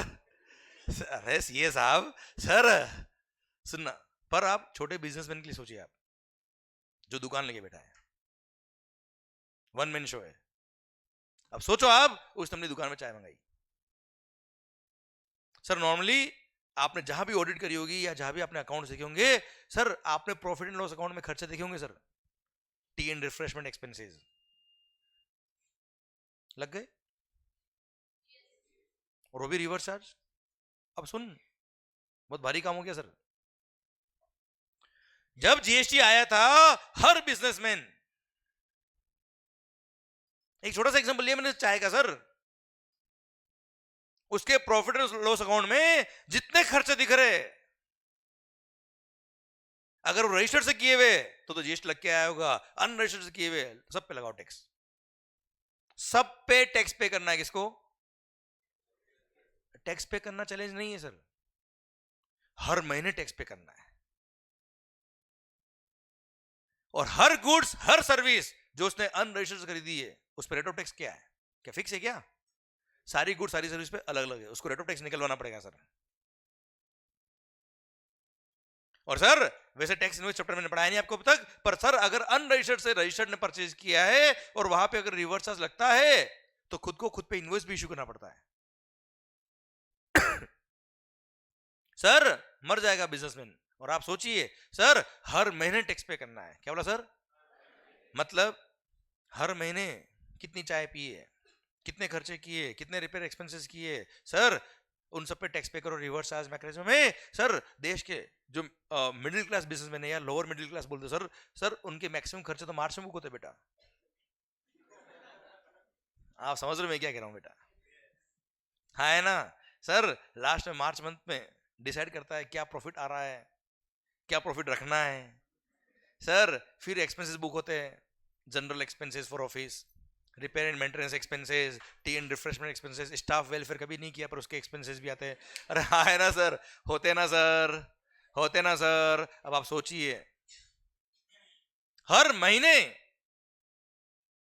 अगर उसने एक्सपेंस बुक नहीं किए होंगे और ईयर एंड पे डायरेक्ट जाके वो एक्सपेंस बुक करता है सर, डिपार्टमेंट को 1 मिनट में पता पड़ जाएगा कि मामला गड़बड़ है। क्यों भाई? सारी चाय मार्च में पी रहे, कि मार्च में रिवर्स एसेट टैक्स पे किया, बाकी तो पे ही नहीं है तो साल भर में। You getting my point? Sir it was very difficult for the एसएससीज। लोगों ने तो बोला नहीं चाहिए जीएसटी, ना चाहिए मोदी, ना चाहिए जीएसटी, चलो ना हो पाएगा। सर इतना हंगामा हुआ है सर इस पे। फिर एक नोटिफिकेशन इशू किया 13 तारीख को, 13 अक्टूबर से 2017, जब बहुत छोटे थे बेटा। सर मैं भी छोटा था सर उस टाइम, पर जीएसटी पढ़ा रहा था उस टाइम भी। सर सुना रहे होशियारी, मालिक 13 अक्टूबर को एक नोटिफिकेशन दिया और बोला क्या, चिंता मत करो, 5,000 रुपए पर डे तक का खर्चा है तो टैक्स पे करने की जरूरत नहीं सर। 5,000 रुपए पर डे तक का आपका इस तरह का एक्सपेंसेस जो अनरजिस्टर्ड परचेज किया आपने सब मिला के, तो आपको रिवर्स चार्ज नहीं लगेगा। क्लियर? फिर सर हंगामा हुआ, फिर जाके सेक्शन को ही विड्रॉ कर दिया, डिलीट किया सेक्शन को, इनएप्लीकेबल किया नोटिफिकेशन के थ्रू। क्लियर? फिर और में 1 साल बाद वापस ये नोटिफिकेशन लेके आए और सर ये एप्लीकेबल किया केवल किसके लिए? बिल्डर के लिए। सर अमेंडमेंट किया सेक्शन 9 सबसेक्शन 4 में फाइनेंस एक्ट के थ्रू, और यहां पर जो सारी गुड्स और सर्विस लिखा था वहां लिखा नोटिफाइड गुड्स सर्विस ही लिखेंगे हम, और सारे रजिस्टर्ड पर्सन लिखा था वहां लिखा क्या, स्पेसिफाइड कैटेगरी ऑफ पर्सन ही होगा, और स्पेसिफाई क्या किसका, किसको, केवल बिल्डर को। कुछ आ रहा है मजा कि नहीं आ रहा है सर? हाँ है ना सर? सुनना बात को ध्यान से, स्टोरी समझ में पूरी बेटा। वैसे जो मैंने आपको बताया लास्ट 10 मिनट में केवल नॉलेज के लिए बताया आपको मैंने, ठीक है? अभी एप्लीकेबल नहीं है, पर यस उसकी वजह से आपको सेक्शन की इंपॉर्टेंस पता पड़ती है सर।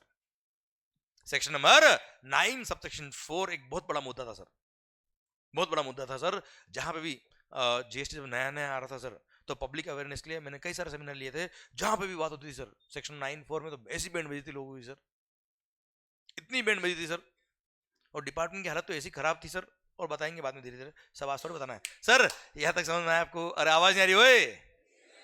पक्का 100% डन सर।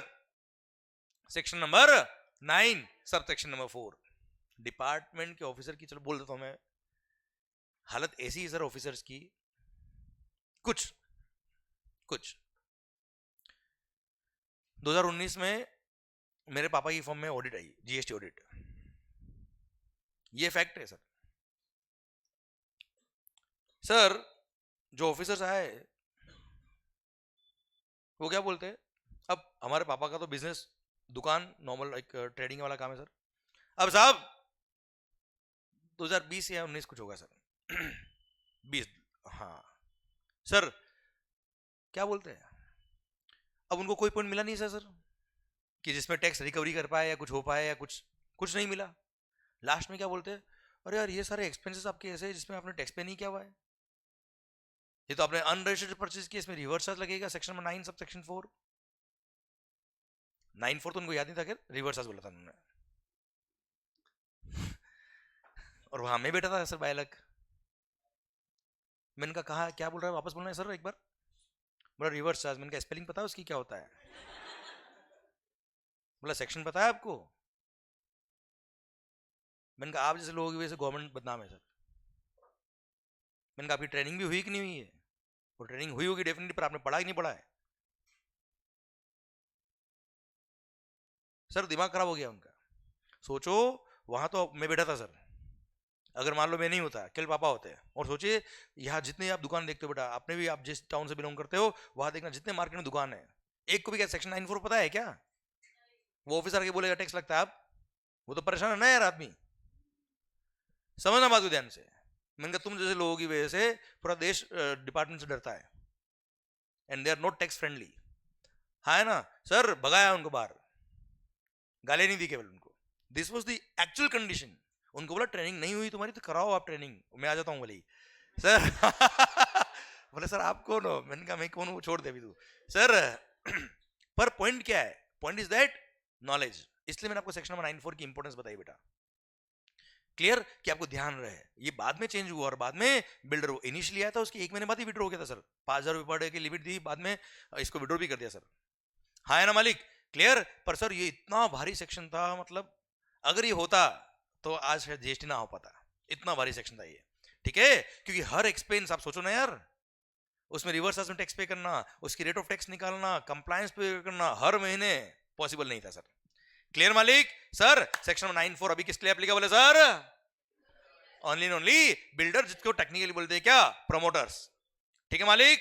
पक्का, डन। तो सेक्शन नंबर 9 सब सेक्शन 4 खत्म होता है अब। पक्का, ठीक सर। सर आइए section number 9 sub section number 5। ओला नाम सुना क्या? ओला, उबर, स्विगी, मैकडी। सर सुनना, ओ भाई, ओला, स्विगी, जोमेटो। सर गवर्नमेंट के पास पावर है। चलो एक चीज, एक एग्जांपल से बात करता हूं मैं आपसे सर। ओला, टैक्सी, उबर, कभी ट्रेवल किया होगा ना सर? मान लो, आवाज ही नहीं रही सर। मान लो मैं हूं टैक्सी ड्राइवर सर। मान लिया सर, मैं हूं टैक्सी ड्राइवर सर। सर क्या नाम? हर्ष। ओला कंपनी के मालिक बैठे हमारे बीच, हर्ष भाई।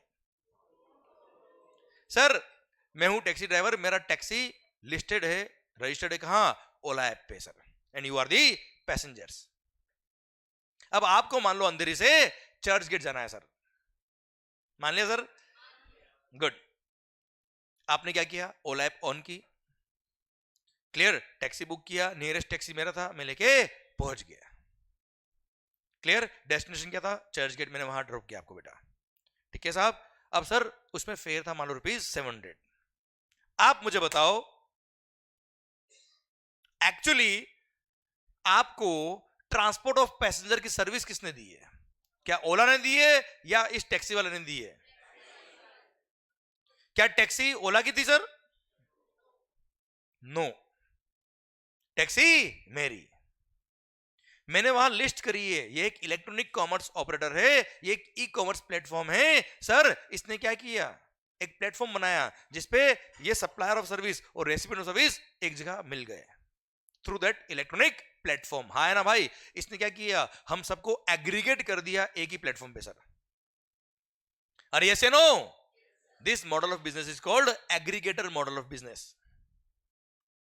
क्लियर? क्या बोलते हैं मालिक इसको? Aggregator model of business. अब इसमें क्या किया? इसने सारे सप्लायर्स को और सारे रेसिपिएंट को एक ही प्लेटफॉर्म पर इकट्ठा कर दिया, कलेक्ट कर दिया, एग्रीगेट कर दिया सर। अब क्या होगा सर? आपको कहीं ट्रैवल करना होगा, आप टैक्सी बुक करेंगे, नियरेस्ट टैक्सी मान लो मेरी है, मैं आपको पिक करने पहुंचा, वहां से आपको लोकेशन पे ड्रॉप किया मैंने, क्लियर। जो फेयर था ₹700। अब आप मुझे बताओ एक्चुअली आपको ट्रांसपोर्ट ऑफ पैसेंजर की सर्विस किसने दी है?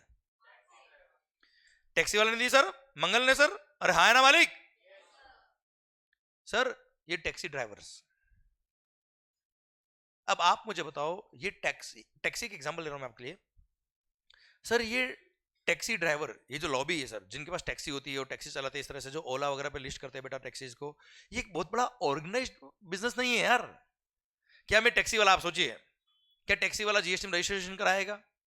सोचिए, देखो बेटा, प्रैक्टिकली देखिए आप, क्लियर नहीं? क्या वो टैक्स पे करेगा? टैक्स कंप्लायंस कर पाएगा? रिटर्न फाइल कर पाएगा बच्चों? नहीं। क्लियर? इसलिए गवर्नमेंट ने क्या किया? इसको आइडेंटिफाई किया और बोला क्या? दिमाग खराब मत करना हर्ष, ओला आप तो बड़े आदमी हो ना यार, ये तो बड़ा आदमी है सर, इतना बड़ा प्लेटफॉर्म चला रहा है sir. You will be treated as if you are the supplier of such services. देखो मैं सप्लायर था एक्चुअली, आप कस्टमर रेसिपिएंट थे सर। ये एक ईसीओ था प्लेटफॉर्म, क्लियर? नए सप्लायर था, नए रेसिपिएंट था बच्चों, यस या नो? ट्रांसपोर्ट ऑफ पैसेंजर की सर्विस किसने दी थी? टैक्सी वाले ने। हाँ है ना सर? ये तो ईसीओ था। और ट्रांसपोर्ट ऑफ पैसेंजर की सर्विस ली किसने? आप लोगों ने, पैसेंजर ने सर। क्लियर? एक्चुअली सप्लायर में था, पर for the purpose of GST, क्या बोला sir? For the purpose of GST ECO will be treated as if ECO is the supplier of such services and ECO will be liable to pay GST to the government directly बेटा। हाँ है ना sir? और सारे provision किस पे लगेंगे? ओला पे लगेंगे सर। क्लियर? रजिस्ट्रेशन की लायबिलिटी किसकी आएगी? ओला की। टैक्स कौन पे करेगा? ओला। बात खत्म बच्चों, ठीक है सर? मेरे को फ्री कर दिया for the purpose of GST. मैं सप्लायर ही नहीं हूं सर। क्या बोला? वापस सुनना sir. For the purpose of GST मैं सप्लायर ही नहीं हूं सर। कौन सप्लायर है? ओला, ठीक है? तो सर यहां पर अब सुनना सेक्शन को ध्यान से। ओला मैंने एक एग्जांपल लिया आपके साथ। गवर्नमेंट के पास पावर है, दिल थाम के सुनिएगा सर।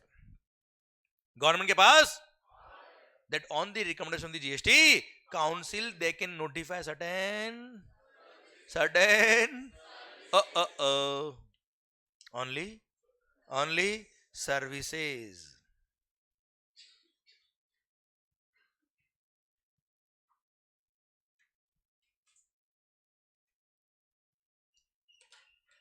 सरकार अमेजोन की बात नहीं कर रहा मैं आपसे, फ्लिपकार्ट की बात नहीं कर रहा, मीशो की बात नहीं कर रहा मैं आपसे, केवल सर्विसेज की बात कर रहा मैं आपसे, और वो भी सारी नहीं। हाँ, अभी 5 सर्विसेज ही केवल, अब 5 है, 4 है, 3 है, मेरा भाई पॉइंट वो नहीं है, पढ़ेंगे बाद में सर हम। क्लियर? पर जस्ट आइडिया के लिए आपको बताया मैंने सर, सारी सर्विसेज भी नहीं, केवल नोटिफाइड सर्विसेज। सर गवर्नमेंट ने बोल दिया कि ये नोटिफाइड सर्विसेज अगर आपने ईसीओ के थ्रू सप्लाई किया, किसके थ्रू सप्लाई किया बेटा? इलेक्ट्रॉनिक कॉमर्स ऑपरेटर के थ्रू अगर आपने सप्लाई किया तो ECO shall be liable to pay GST to the government as if he is the supplier of such services. Please sir ध्यान दीजिएगा, शानदार पॉइंट बताता हूं आपको। As if ECO is the as if ECO is the supplier of such services and ECO shall be liable to pay GST to the government directly, and सारे compliance भी उसी को करने पड़ेंगे सर। हाँ है ना मालिक? अरे क्लियर? ठीक, ओला वाला एग्जांपल क्लियर है सर आपको? सर वैसे सेक्शन 93, 94, 95 ये तीनों में पढ़ेंगे चैप्टर नंबर 6 में, अलग से मैंने चैप्टर दे रखा है बेटा तब, ठीक है? मैं जस्ट आपको सेक्शन 9 में आ रहा है इसलिए पढ़ा रहा हूं मैं आपको, शायद समझ में आया सर आपको? अरे समझ में आया क्या? 95 को रिवर्स चार्ज बोलते हैं क्या? वापस बोलता हूं, मेरा क्वेश्चन क्या है? 95 को रिवर्स चार्ज बोलते हैं क्या? This is my question. हाँ, 95 को रिवर्स चार्ज नहीं बोलेंगे, क्यों? अगर रेसिपिएंट टैक्स पे करता है तो उसको क्या बोलते हैं बेटा? Reverse charge mechanism. सर आप मुझे बताओ सेक्शन 9 सबसेक्शन 5 में क्या रेसिपिएंट लायबल है टैक्स पे करने के लिए? रेसिपिएंट तो पैसेंजर है ना यार, वो टैक्स पे नहीं कर रहा है। क्लियर? सर टैक्स कौन पे कर रहा है? ECO, Ola. Clear? ECO will be treated as if ECO is the, और सप्लायर जब टैक्स पे करता है उसको क्या बोलते हैं बेटा? आवाज नहीं आ रही सर? फॉरवर्ड चार्ज मैकेनिज्म बोलते सर। जहां पे भी सप्लायर लायबल होता है उसको क्या बोलते हैं सर? फॉरवर्ड चार्ज मैकेनिज्म बोलते हैं, उसको रिवर्स चार्ज मैकेनिज्म नहीं बोलते। दिल थाम के देखना सर, 1 मिनट। 9.3 देखो ध्यान से आप, क्या लिखा है मैंने 9.3 में? देखो क्या लिखा है, recipient shall be liable to pay tax to the government under RCM and recipient shall be treated as if he is the person liable to pay GST to the government directly. बेटा केवल recipient पे एक liability create करी tax पे करने के लिए, that's it. 9.4 में देखना क्या लिखा है sir, recipient shall be treated as if he is the person liable to pay tax, उसको सप्लायर नहीं बोला। पर 9.5 में देखना क्या लिखा बेटा, ECO shall be treated as if ECO is the supplier of such services, और सर सप्लायर लायबल होता है उसको बोलते हैं क्या? Forward charge mechanism, not the reverse charge mechanism. आधी दुनिया 9.5 को रिवर्स चार्ज ही बोलती है बेटा। क्लियर? हाँ, यहाँ पे सप्लायर जो एक्चुअली वो लायबल नहीं है, पर रेसिपिएंट भी लायबल नहीं सर। और यहाँ पर for the purpose of GST supplier मान लिया है किसको? ईसीओ को, और वही टैक्स पे करेगा सर। आज स्विगी, जोमेटो, उनके थ्रू अगर आपने कुछ खाना मंगाया सर, हाँ है ना सर? मान लो आप स्विगी के ओनर, मैं रेस्टोरेंट वाला सैंडविच बनाता हूँ बेटा। क्लियर? आपने सैंडविच परचेज किया, ऑनलाइन परचेज किया सर, ठीक है? आप कस्टमर, एक्चुअली मैं सप्लायर हूं, पर स्विगी के थ्रू अगर मंगाया तो Swiggy will be treated as if Swiggy is the supplier of such services. अरे हाँ है ना भाई? रेसिपिएंट तो आप लोगों ने यार, वो लायबल नहीं है। ठीक है मालिक?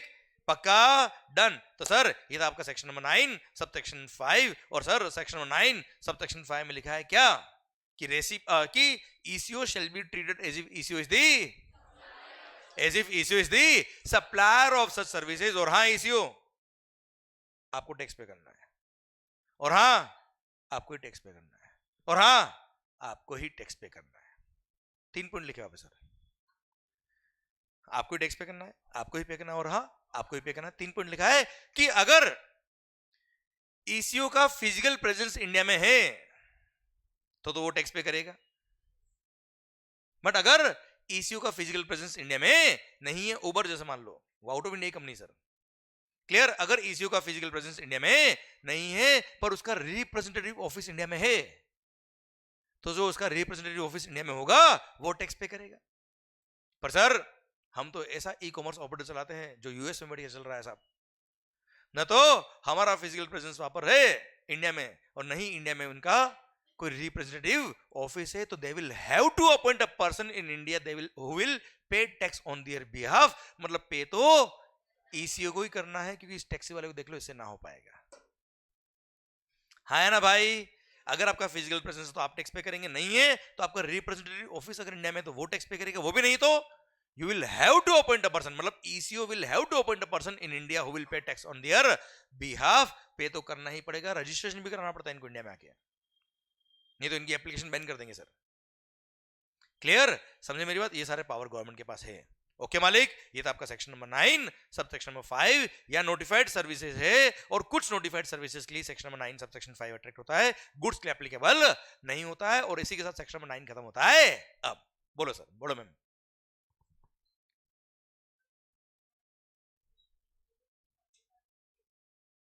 Amazon is not liable बेटा, Amazon is not supplier। Sir Amazon के थ्रू अगर आपने परचेस किया गुड्स, मान लो मैं मार्केट बेच रहा हूं थ्रू Amazon, तो सप्लायर मैं हूं, Amazon एक प्लेटफॉर्म है, आप कस्टमर हो, तो मैं सप्लायर में टैक्स पे करूंगा। Amazon तो अपना कमीशन चार्ज करता है मैं से 20%, तो कमीशन का बिल मेरे को लिखेगा वो। हाँ ठीक है बेटा, यस एक सेकेंड, हाँ बोलिए मैम, पक्का समझ में आया ना आपको? Okay yes please.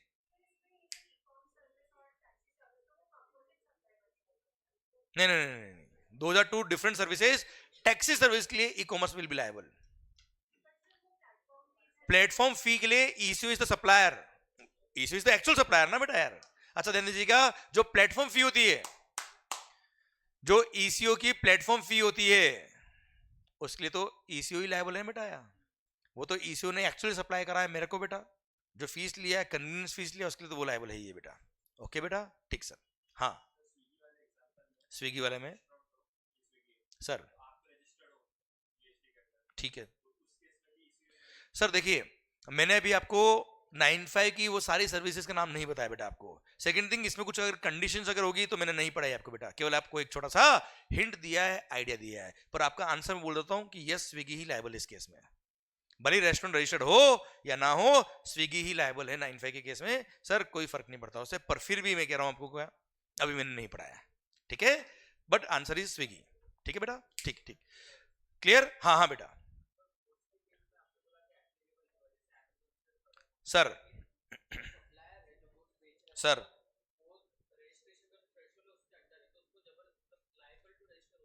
क्या लिखा है ये? नहीं, ये क्या लिखा है? ये क्या लिखा है सर? सुनिएगा ध्यान से भाइयों, अगर उसका सर मान लो, मैं एक एग्जांपल लेता हूं आपके लिए, अमेजोन का एग्जांपल ले रहा हूं, वैसे मैं बात कर रहा हूं सर, अभी मैंने आपको अभी शुरू किया जीएसटी भी थोड़ी देर पहले ही, ठीक है, सारी बातें आएगी, पर यस क्यूरियोसिटी होती है जब हम इस तरह के प्रैक्टिकल पन पढ़ते तब, तो सर इसलिए बता रहा हूं आपको, अमेजोन डिटेल में बात करेंगे आगे सर जब वक्त आएगा तब, पर अभी हिंट देता मैं आपको। मान लो अमेजोन के थ्रू मैं मार्केट बेच रहा हूं बेटा, ठीक है मालिक, सर आप अमेजोन के मालिक है सर। अब सर मैंने अमेजोन के थ्रू कोई गुड्स बेचा है, you are the customer, I am the actual supplier. आप देखना अमेजोन पे लिखा होता है सप्लायर कौन है, लिखा होता है ना सर, सर मैं सप्लायर हूं इसमें Mangal, and you are the customer, तो वहां पे कोई 95 नहीं है बेटा। क्लियर? वहां पे सप्लायर अगर लायबल फॉर रजिस्ट्रेशन होगा, अगर टैक्स लगता होगा तो टैक्स पे करेगा, अगर लायबल फॉर रजिस्ट्रेशन नहीं होगा, टैक्स नहीं लगता होगा, टैक्स नहीं पे करेगा। पर 95 तो नहीं लगता है, मैंने ये बताया आपको। क्लियर? और ऐसा भी जरूरी नहीं है कि अमेजोन के थ्रू बेच रहे हो तो रजिस्ट्रेशन कराना कंपलसरी है, ऐसा नहीं है, था ये 1 साल पहले तक, ठीक है सर। इसलिए अभी ये सब बातें करी नहीं मैंने, सेक्शन में 24 से हट गया बेटा, एग्जामिनेशन दिया नोटिफिकेशन में 20 सेक्शन में 23 के थ्रू, ठीक है सर। Yes ma'am.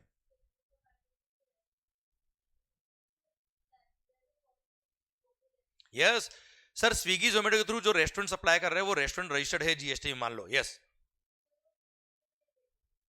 तो भी स्विगी जोमेटो ही टैक्स पे करेगा, ठीक है, 95 लगे,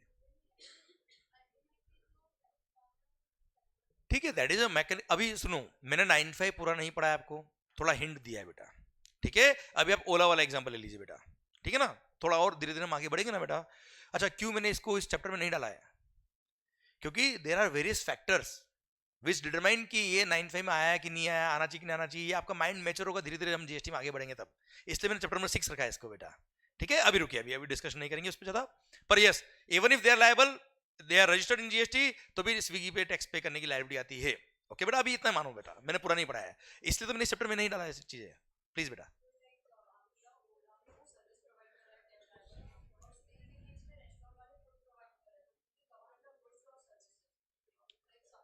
अभी बात करें, थोड़ी देर बाद बात करेंगे, ठीक है बेटा, आएगा सेक्शन नंबर 8 में आपका आंसर आएगा बेटा, ओके सर।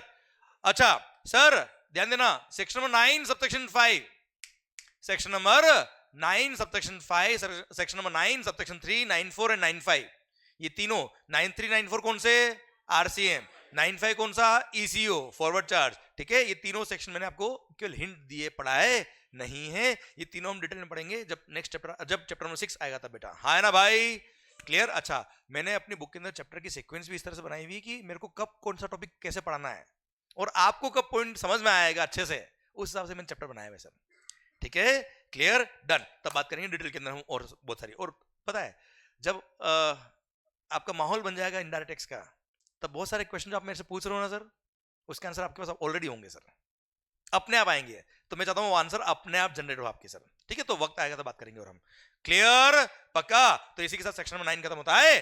अब एक बार सेक्शन नंबर 9 वापस से पूरा रिपीट कर दूंगा बच्चों में, आप आवाज नहीं आ रही हो, ओके, ध्यान मेरी तरफ, ध्यान मेरी तरफ पूरा sir. Section number 9 sub section number 1 कहता है क्या, CGST shall be levied on intra state supply of goods or service or both except alcohol liquor for human consumption at the rate notified by the government on the recommendation of the GST council, but not more than 20% of value of such goods or service or both, and it shall be payable by a taxable person, मतलब a person who is registered under GST or is, मजा आ गया, taxable event under GST is, okay sir. Section 9 subsection 2 बोलता है क्या, 5 goods, petroleum crude, high speed diesel, motor spirit common known as petrol, ATF aviation turbine fuel and natural gas, ये 5 goods ऐसी जिन पे GST लगेगा, but from a date to be notified by the government on the recommendation of the GST council, but अब तक notify नहीं हुआ, तो 8% कितनी गुड्स होगी जिन पे जीएसटी नहीं लगता है, 6। सर कौन कौन सी, घूम लो और झूम लो, अरे क्लियर, समझे, एल्कोहल लिकर, दारू और पेट्रोल, इन पे जीएसटी अभी नहीं लगता है, इसलिए इनको बोलते हैं नॉन टैक्सेबल सप्लाई। क्या बोलते हैं सर, 9(3) बोलता है गवर्नमेंट के पास पावर है कि वो चाहे तो कुछ गुड्स और सर्विस और बोथ को नोटिफाई कर सकता है, और नोटिफाई करके बोल देगा क्या, यहाँ पे recipient will be liable to pay tax to the government directly under reverse charge mechanism, and he will be liable as if he is the person liable to pay tax to the government बेटा, हाँ है ना भाई। कुछ goods और services notified है, हम पढ़ेंगे बाद में बेटा इसको। Section number 9 sub section number 4 बोलता है क्या, बिल्डर के लिए, किसके लिए बच्चा, कि अगर notified category of registered person, notified category of registered person जो बिल्डर है, वो अगर नोटिफाइड गुड्स और सर्विस और बहुत परचेज करते किससे, किसी भी अनरजिस्टर्ड पर्सन से, तो ऐसे केस में रेसिपिएंट जो बिल्डर है वो लायबल होगा टैक्स पे करने के लिए to the government directly as if he is the person liable to pay tax under RCM बच्चों, हाँ है ना भाई, क्लियर। 9(5) बोलता है क्या सर, गवर्नमेंट के पास पावर है कि वो चाहे तो कुछ सर्विसेज को नोटिफाई कर सकता है, किसको नोटिफाई कर सकता है सर, और वो सर्विसेज नोटिफाइड सर्विसेज, केवल सर्विसेज, और वो भी नोटिफाइड सर्विसेज अगर आपने ईसीओ के थ्रू सप्लाई करी, तो ECO will be treated as if ECO is the as if ECO is the supplier of such services, and sir ECO को टैक्स पे करना है, और हाँ उसी को पे करना है, और हाँ उसी को टैक्स पे करना है, याद है बच्चों आपको, डन। इसी के साथ सेक्शन 9 खत्म होता है। अब ये था क्या, सेक्शन 9 सीजीएसटी एक्ट का। अच्छा, अगर मैं एसजीएसटी एक्ट की बात करूं आपसे, एसजीएसटी एक्ट की, तो सेम सेक्शन नंबर 9 सब सेक्शन 1 2 3 4 5 कहां मिलेंगे आपको, हर स्टेट गवर्नमेंट के एसजीएसटी एक्ट में, बस यहाँ पे सेंट्रल गवर्नमेंट लिखा है, वहां क्या होगा, स्टेट गवर्नमेंट। अच्छा, वैसे यहाँ पे क्या लिखा है, गवर्नमेंट, और इस एक्ट के लिए गवर्नमेंट का मतलब होता है सेंट्रल गवर्नमेंट, और एसजीएसटी एक्ट में भी लिखा है गवर्नमेंट, पर उस एक्ट में गवर्नमेंट का मतलब होता है क्या, वो रेस्पेक्टिव स्टेट गवर्नमेंट बेटा, हाँ है ना मालिक, clear, done, absolutely same, sub section number भी सेम बेटा, क्लियर। कहीं कोई प्रोवाइजो होगा, एक्सप्लेनेशन होगा, वो भी सेम होगा सर, ठीक है sir, one nation one tax यार, हाँ है ना मालिक, क्लियर। पता है आपको, जैसे आपने सेक्शन नंबर 9 पढ़ा सीजीएसटी एक्ट में, वैसा ही सेक्शन नंबर 5 दे रखा है कहां, आईजीएसटी एक्ट में।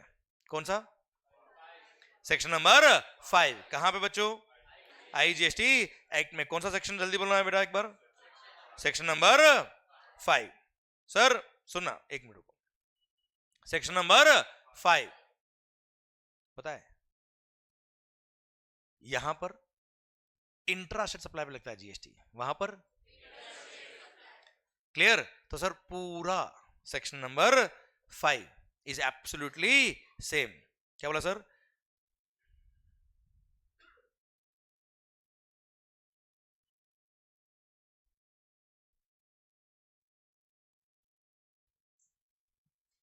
चलिए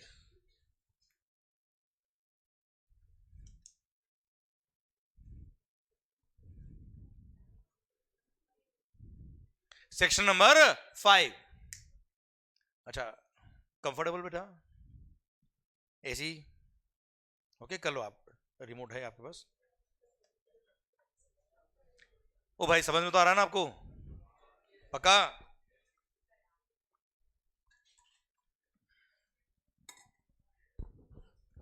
नींद तो नहीं आ रही है? भूख लग रही है? सही में भूख लग रही है आपको? सही में भूख लग रही है? यही संघर्ष है sir. Section number section number 5 sub section number 1। मतलब वीडियो क्लास में जो है ना बेटा, उनको सोचो आप, मतलब वो बेटे बेटे मंगल चुप, ये चुप, मंगल चालू, मंगल चालू, मंगल चालू नहीं होए sir. Section number 5 sub section number 1 of the CGST of the IGST. सुना, जो सेक्शन नंबर 9 था सीजीएसटी में, वही सेक्शन नंबर 5 है आईजीएसटी में। Sir section number 5 sub section हम सब रिपीट करेंगे सर, बोलेंगे सर एक बार कि sir IGST shall be levied. क्या बोला सर?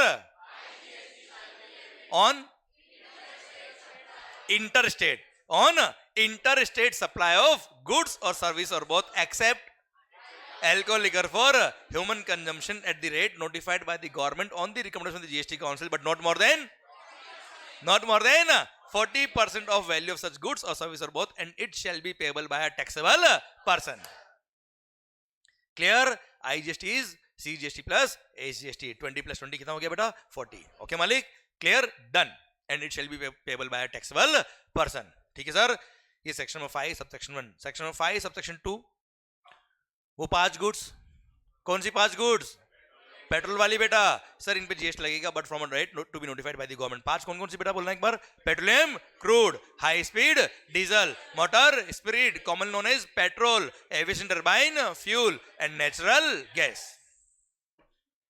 5(3) आरसीएम या इंट्रास्टेट है, वो क्या होगा? इंटरस्टेट। 5(4) रिवर्स चार्ज, इंटरस्टेट के केस में भी, बिल्डर वाला केस में बेटा। एंड 5(5) ओला उबर स्विगी वगैरह बच्चा। हाँ है ना भाई? Absolutely same. कोई खास बात? अच्छा बस एक बात और एक्स्ट्रा है बेटा, उसके लिए मैं सेक्शन नंबर 5 यहां लिखा मैंने आपके लिए। यहां पे सेक्शन नंबर 5 सब सेक्शन में एक प्रोवाइजो दे रखा है। सेक्शन नंबर 5 सब सेक्शन 1 में एक प्रोविजो दे रखा है। वो क्या दे रखा है? सुनना ध्यान से। सर ओ मालिक हूं तो करो कम से कम। मैं मान रहा हूं भूख लग रही बेटा, हूं कम लोते जैसे कुछ यम्मी चीज खा लिया आपने सर। ओ मालिक सेक्शन नंबर 5 सब सेक्शन 1 बोलता है क्या इंटरस्टेट सप्लाई पे आईजीएसटी लगेगा सर? हूं तो कर लो। इंटरस्टेट सप्लाई पे क्या लगेगा सर? आईजीएसटी। अच्छा पता है इंपोर्ट ऑफ गुड्स, क्या बोला सर? इंपोर्ट ऑफ गुड्स पे क्या लगता है बच्चों? कस्टम्स। इंपोर्ट ऑफ सर्विस नहीं बोल रहा मैं आपसे, इंपोर्ट ऑफ गुड्स। अगर आपने आउट ऑफ इंडिया से इंडिया में कोई गुड्स इंपोर्ट करी तो इंपोर्ट ऑफ गुड्स पे क्या लगता है बच्चों? और खास बात, कस्टम के साथ में आईजीएसटी भी लगता है on import of goods along with the customs. क्या लिखा है? ये प्रोवाइजो में लिखा है, ये प्रोवाइजो में तो लिखा है सर कि ऑन इंपोर्ट ऑफ गुड्स। क्या लिखा sir? On import of goods sir along with the custom duty IGST shall also be levied under as per the provisions of the custom tariff act under section 137 of the custom tariff act बेटा। हाँ है ना भाई? अब custom पढ़ेंगे तो आपको बात समझ में आएगी अच्छे से कि क्यों लगता है, उसका भी लॉजिक है सर, पर मैं अभी नहीं बताऊंगा सर आपको। क्लियर? सर वक्त से पहले और किस्मत से ज्यादा किसी को कुछ नहीं मिलता है। क्लियर? तो सर सही वक्त आएगा तो बात करेंगे। अरे हाँ है ना मालिक। पर इंपोर्ट ऑफ गुड्स क्या बोला सर? पे कस्टम लगता है, कस्टम के साथ में क्या लगता है बच्चों? आईजीएसटी। पर एक गुड्स एक्सेप्शन है सर इसका। एक्सेप्शन क्या है? ओह माय गॉड, नहीं।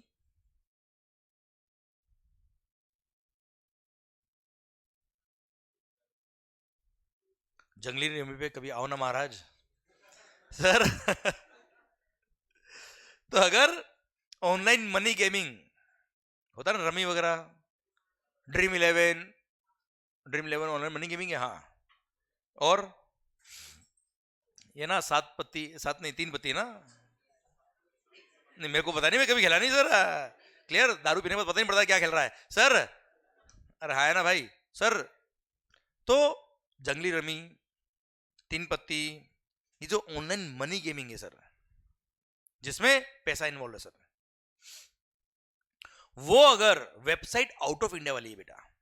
कहां की बेटा? अच्छा एक बात और, ऑनलाइन मनी गेमिंग को गुड्स मानते हैं। क्या मानते हैं बेटा? गुड्स। ठीक है। अब वेबसाइट अगर आउट ऑफ इंडिया की, कहां की बेटा? आउट ऑफ इंडिया की। अच्छा उससे पहले एक बात और, ऑनलाइन मनी गेमिंग वगैरह जो सट्टा खेलते हो ना बेटा आप, अरे आप नहीं खेलते हो, लोग तो खेलते होंगे बेटा। आप तो बहुत समझदार हो बेटा, मुझे पता है। क्लियर? ड्रीम इलेवन पे टीम बनाई नहीं बेटा आपने कभी भी।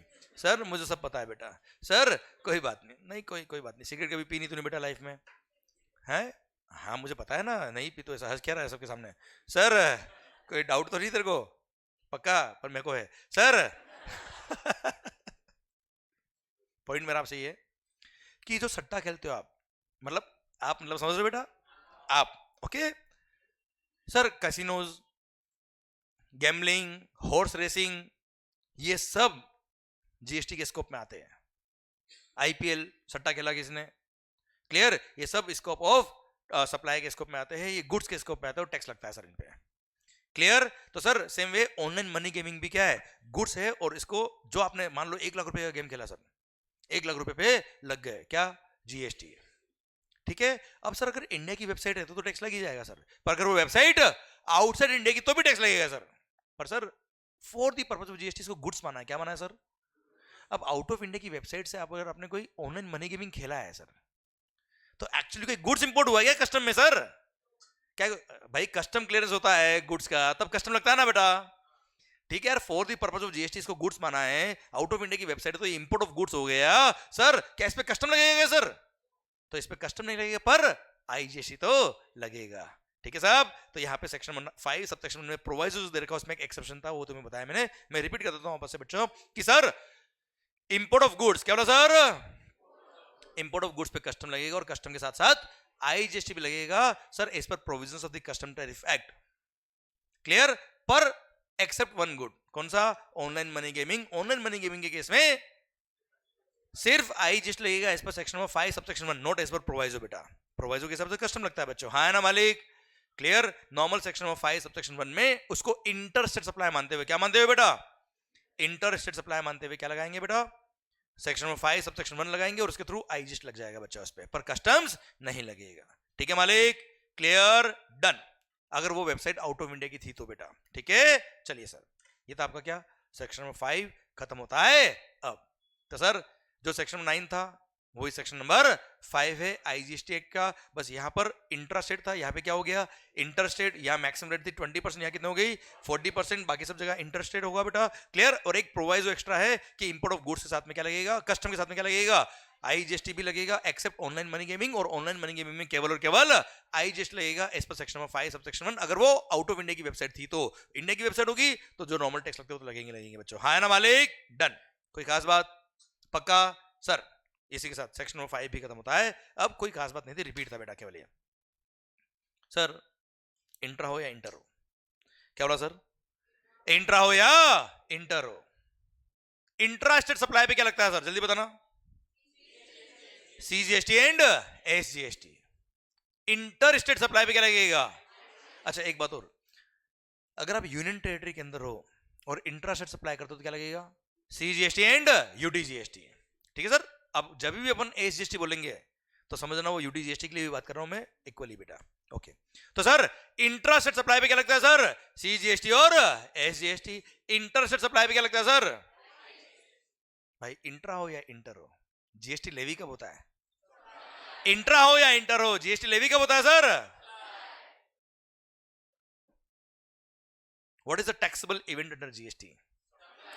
Sir, the taxable event under GST is supply, and the term supply is defined very well in GST as per section number 7.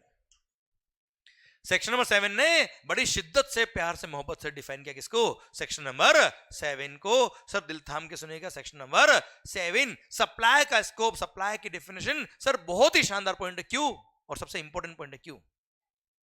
क्योंकि सर अगर कोई ट्रांजैक्शन सप्लाई के स्कोप में आ ही नहीं रहा है तो जीएसटी लग ही नहीं रहा। इसलिए सोचिए, जब जीएसटी नया नया आ रहा था, मतलब तब इतने सारे टैक्सेस गवर्नमेंट ने सब्सिम करके जीएसटी में मर्ज किए। तो गवर्नमेंट के एंगल से देखो आप, कितना केयरफुल होना पड़ा होगा गवर्नमेंट को कि सर कोई ट्रांजैक्शन गलती से भी सप्लाई के स्कोप से बाहर नहीं निकल जाए। क्लियर? तो सर बहुत ही केयरफुली इसको ड्राफ्ट करी हुई है, बहुत ही शानदार तरीके से ड्राफ्ट करी हुई है, और उससे भी शानदार तरीके से हम इसको समझेंगे सर। आइए सर, सेक्शन नंबर 7 सब सेक्शन 1 क्या कहता है बात कर लेते सर हम। Section number 7 sub section number 1 पता है क्या बोलता है? सेक्शन नंबर 7 सब सेक्शन 1 बोलता है क्या? सप्लाई इंक्लूड्स, इधर supply includes close number A, double A, B और C। D भी था पहले, उसको काट दिया और बना के नया 1A बना दिया। सर बात करेंगे बाद में, अभी छोड़ो उसको आप। सर तो अभी क्या है फिलहाल? Section number 7 sub section number 1 क्या बोलता है मालिक? Supply includes close number A, B, sorry close number A, double A, B and C। अब इधर ध्यान दो सर। अच्छा कोई बात अगर 2 या 3 बार मैंने रिपीट करी ना सर तो कोई इंपॉर्टेंस होगी, और उसको वर्ड को मेरे को आपके यहाँ फिट करना है सर, उस पे एम्फेसिस डालना है, सो दैट आप उसका आंसर मुझे दे पाए। मैंने अजम्पशन लिया है कि आपको कुछ भी नहीं आता, पहली बार पढ़ रहे हैं हम सर। क्लियर? बाकी काम मेरा है ना सर। पर सर अगर कोई क्वेश्चन मैंने आपसे पूछा है तो ये ध्यान रखना उसका आंसर मैं ऑलरेडी दे चुका हूं आपको, या फिर उसका आंसर आपको आता होगा, तभी मैं पूछूंगा आपसे sir. Okay sir, section number 7 सब सेक्शन 1 क्या बोलता है? सप्लाई, अच्छे से आवाज, supply includes close number A, double A, B और C। ठीक है, इसका मतलब क्या है? अब तो इतना बता दो मेरे को। Supply includes close number A, B, C, चल रहा double A, 2 minute, A, double A, B, C। Supply includes A, double A, B, C। हाँ जी, क्या बोल? अच्छा एक बात और सर, आप यहां पे आंसर दीजिए, आंसर गलत होगा मैं सही करूंगा सर। क्लियर? सही होगा तो अच्छी बात है सर। अरे हाँ है ना भाई सर। और एक बात और, अगर कोई आंसर आपसे गलत हुआ है, मैं तो एक्सपेक्ट करके बैठा हूँ आपसे गलत ही आने वाला है। क्यों? क्योंकि आपको कुछ भी नहीं आता है। क्लियर? समझे मेरी बात? तो सर आपको आंसर अगर कोई गलत भी हो जाए ना सर, तो पता है उस टाइम ये नहीं सोचने का अरे यार गलत हो गया, पता है क्या सोचने का? यो मजा आ गया भाई, कोई चीज जो गलत आती थी वो सही कर दी मंगल ने। हम इसलिए तो आए यहाँ पे यार। ठीक है, तो डीमोटिवेट नहीं होना, आप आंसर दीजिए मस्त होके, खुश होके बात करिए। हाँ जी, ये सर इंक्लूसिव लिस्ट है, एग्जॉस्टिव नहीं है। मतलब ये एग्जाम्पल्स है, और भी हो सकते हैं। ओके, और कुछ? और कुछ? सप्लाई इंक्लूड्स, और कुछ? This was the perfect answer. Clear? Sir आपने जो आंसर दिया परफेक्ट है। Supply includes close A, double A, B और C। मतलब क्या है? तुम भी हो, तुम। Supply means A, double A, B और C होता तो क्या होता? तुम ही हो, है ना? क्लियर? सर सप्लाई मींस अगर A, डबल A, B और C अगर होता, मतलब only this is exhaustive list होती। माई लाइफ मीन्स यू, मतलब तुम ही हो, my life includes you. Sir समझ रहे हो मेरी बात आप? क्लियर? सो ये वर्ड्स अभी से समझो, लाइफ में भी काम आते बेटा आगे। क्लियर है सर? सर यहां क्या लिखा है? Includes. Law makers are so smart कि अगर कुछ रह भी जाए तो क्या बोलेंगे? इंक्लूड्स लिखा है सर। हाँ है ना सर? वैसे बात करूं मैं, इसमें कुछ भी नहीं रहा है सर, सब कुछ इंक्लूड कर दिया इन्होंने, फिर भी क्या लिखा है? क्यों? क्योंकि नया लॉ बनाया सब, गलती से भी कोई मिस्टेक ना हो जाए। अरे क्लियर? समझे मेरी बात? क्या लिखा है? सप्लाई। अब सर शायद इसकी इंपॉर्टेंस समझ में आई। सप्लाई मींस नहीं, सप्लाई इंक्लूड्स है। सर कई सारे एक्ट हमने अब तक पढ़ लिए, सर कई सारी डेफिनेशन भी आपने पढ़ी होगी, पर शायद बहुत कम जगह ध्यान गया होगा कि इंक्लूड्स लिखा कि मींस लिखा है। पर अब शायद ध्यान जरूर जाएगा आपका बेटा, ठीक है सर? क्योंकि बहुत बड़ा गैप आ जाता है सर इंक्लूड्स और मींस में सर। ठीक है मालिक? ठीक है sir. Supply includes close number ए। पढ़ ले क्या सर? अरे पढ़ ले क्या sir? Okay sir, supply includes close number A. Supply includes all forms of supply. Close number ए में ही सबको बोल्ड कर दिया सर। सुनना, supply includes all forms of supply such as sale, exchange, barter, transfer, lease, license, rental or disposal of goods or service or both when such supplies are made or agreed to be made by a person for a consideration in the course or furtherance of his business, वो supply होगा। full stop। वापस सुनना sir, ये तो मैंने show off किया केवल बेटा कि मेरे को आता है। हाँ कौन बोल रहा हो सर? सप्लाइंग। अभी जिस तरीके से मैंने बोला ना सर, उस तरीके से आपसे बुलवाऊंगा गारंटी, और याद भी नहीं करवाऊंगा मैं आपसे, ठीक है सर? एक एक वर्ड आपको समझ में आएगा तो आप अपना बोलेंगे सर। चलिए sir, supply includes all forms of supply such is, ध्यान से देखिए सर, मतलब सारे फॉर्म्स ऑफ सप्लाई, और वो भी क्या लिखा गया? मतलब ये भी एग्जांपल से सर। भूख लग रही है? ब्रेक चाहिए क्या आपको बेटा? तो बोलो ना क्या? हाँ नहीं दे रहा बेटा सर? नहीं सही में भूख लग रही है बेटा? ब्रेक का टाइम हो गया क्या बेटा आपका? या 9 बजे दे दूं ब्रेक? 9 बजे दूं ब्रेक? ये सप्लाई खत्म हो जाता, सप्लाई बेटा 2 बजे की रात की सर। सुनना सर सुनना, चलो 15 मिनट बाद ब्रेक दूं आपको, चलेगा? पक्का ना? दुखी तो नहीं हो रहे सर आप? हो रहा तो भी क्या करे बेटा, मैं भी हो ही रहा हूं सर। सेक्शन नंबर 7 सब सेक्शन 1 बोलता है क्या? Supply includes close number A all forms of supply. Supply includes such is sale. रटना थोड़े सर, ये मार्कर मैंने आपको बेच दिया सर फॉर ₹10,000। कितना बेटा? 10,000 में मैंने आपको ये मार्कर बेच दिया। क्या है ये? सेल। अच्छा, होस्ता गुड्स बेचा है, होस्ता सर्विसेज बेची मैंने आपको बेटा। Clear? That is sale. Exchange sir sir होता ना, ओल्ड मोबाइल फोन रिप्लेस करा दो, आप नया फोन लेना होता आपको सर।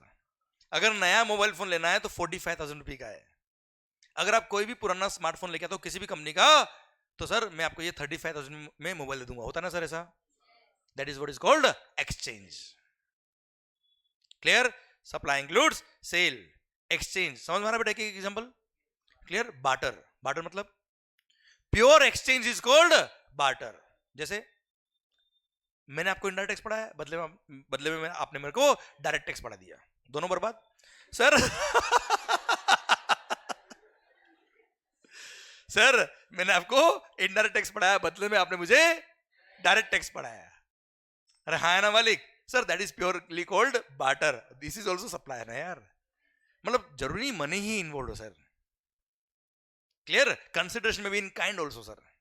क्लियर? इसलिए supply includes sale, exchange, barter. समझ में आया बेटा आपको point? Clear? Sir transfer. Supply includes sale, exchange, barter, transfer. Sir मान लो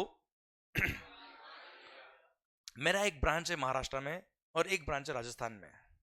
मैंने कोई गुड्स ब्रांच ट्रांसफर करी सर। क्या करी सर? ब्रांच ट्रांसफर करी फॉर अ कंसिडरेशन, पैसे लिए मैंने, हाँ है ना सर, अपनी ब्रांच से पैसे लिए और गुड्स बेचा बेटा, ब्रांच ट्रांसफर किया, दैट इज ऑल्सो सप्लाई। तो सर कोई गुड्स अगर आपने ट्रांसफर किए one branch to another branch, वो भी सप्लाई के स्कोप में आएगा। Clear? Sale, exchange, barter, transfer, lease, finance lease, operating lease, और हाँ है ना भाई, जो भी लीज आपने पढ़ा आप तक बेटा, सर फाइनेंस लीज हो या ऑपरेटिंग लीज हो या सर आपने कोई प्रॉपर्टी लीज पे ली बेटा, वो सब सप्लाई के स्कोप में आएगा बच्चों। हाँ है ना मालिक?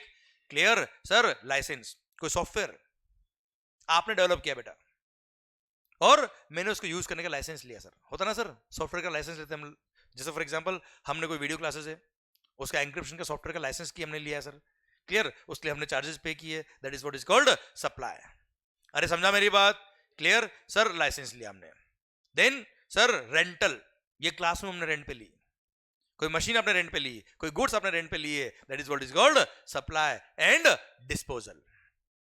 किसी ने अपने बिजनेस के एसेट्स डिस्पोज ऑफ कर दिए, होता ना सर, वो भी क्या है, सप्लाई के स्कोप में आएगा और उन पे भी जीएसटी लगेगा। यस या no? Sir supply includes all forms of supply such as sale. एक एक करके आराम से, कोई जल्दी नहीं है, सेल बोलो फिर सोचो सेल का मैंने एग्जांपल क्या दिया बेटा आपको, ठीक है? अपने को रटना नहीं है, मगअप नहीं करना है, याद नहीं कराना, मेरे को कोई स्पीड बढ़वानी नहीं हिसाब से, अपने आप स्पीड बननी चाहिए सर। क्लियर? तो मजा आएगा सर। सर सप्लाई, अच्छा मेरे को भी सर इतने साल हो गए पढ़ाते पढ़ाते, इसलिए सब याद है सर, ठीक है? तो आपकी भी प्रैक्टिस होगी, आपको भी याद हो जाएगा, अपने आप याद होना चाहिए सर। अगर कॉन्सेप्ट क्लियर है तो अपने आप याद होगा, नहीं तो याद करना पड़ेगा सर आपको, ठीक है? Supply includes all forms of supply such as sale. Sale, sale imagine किया आपने सेल बेटा, sir sale, exchange, barter, DTITT बेटा, हाँ है ना भाई? क्लियर? ट्रांसफर, स्टॉक ट्रांसफर, और हाँ है ना भाई? Lease, operating lease, finance lease, license और सॉफ्टवेयर वाला बेटा, सर रेंटल, क्लासरूम रेंट पे लिया मैंने, क्लियर? गुड्स या सर्विसेज, गुड्स रेंट पे ली मैंने बच्चों, clear? And disposal, business assets dispose of कर दिए बच्चों, हाँ है ना भाई? क्लियर? वापस बोलते हैं, sale supply includes all forms of supply such as sale, exchange, barter, transfer, lease, license, rental और डिस्पोजल। हुआ ना याद सर? ठीक है? और वैसे भी मगअप करने की जरूरत नहीं है सर, कभी भी लाइफ में ध्यान रखना, as far as final level is concern, आपसे नहीं पूछेंगे right down the definition of supply, कोई नहीं पूछेगा यार। क्लियर? आपको प्रैक्टिकल कैसा आएगा कि बताओ जीएसटी लगेगा कि नहीं लगेगा सर, समझे? इसलिए मगअप करने का कोई सेंस बनता भी नहीं सर, हर एक चीज समझिए आप बेटा, ठीक है? अच्छा प्रैक्टिकल का मतलब न्यूमेरिकल नहीं होता है। क्लियर? प्रैक्टिकल का मतलब क्या होता है? प्रैक्टिकल ट्रांजेक्शन आप देख रहे हो और उसमें बता रहे हो कि टैक्स लगना कि नहीं लगना, जैसे ओला वाला एग्जांपल हो गया हमारा सर, हाँ है ना? कोई भी एग्जांपल ले लो सर आप, ठीक है? रिकवरी एजेंट की केस में रिवर्स लगता है ना? प्रैक्टिकल चीज बताई मैंने आपको बेटा, ठीक है? This is what is called practical. तो सर कई बार आपने सुना होगा इंस्टीट्यूट जो है वो केस स्टडी बेस्ड क्वेश्चन पूछेगा, प्रैक्टिकल ओरिएंटेड क्वेश्चन पूछेगा, वो ऐसे ही करता है अभी भी, पहले भी ऐसे ही करता था सर। क्लियर? समझे मेरी बात? और अच्छा है जितना प्रैक्टिकल ओरिएंटेड पूछेगा उतना जिनके कॉन्सेप्ट क्लियर होंगे उनके पेपर अच्छे होंगे सर हमेशा, ठीक है मालिक? Sir supply includes all forms of supply such as sale, exchange, barter, transfer, lease, license, rental और डिस्पोजल ऑफ व्हाट? गुड्स और सर्विस, और both.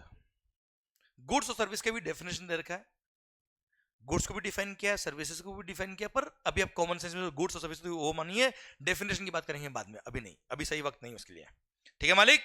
Sir supply includes all forms such as blah blah blah of what? Goods और service और both when such supplies are made or agreed to be made.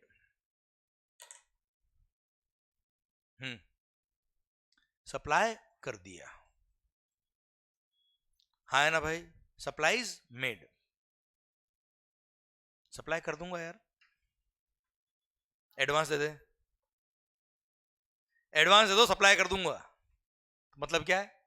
I agreed to supply the goods और service और both बच्चों, और हाँ है ना मालिक? आवाज नहीं आ रही वे?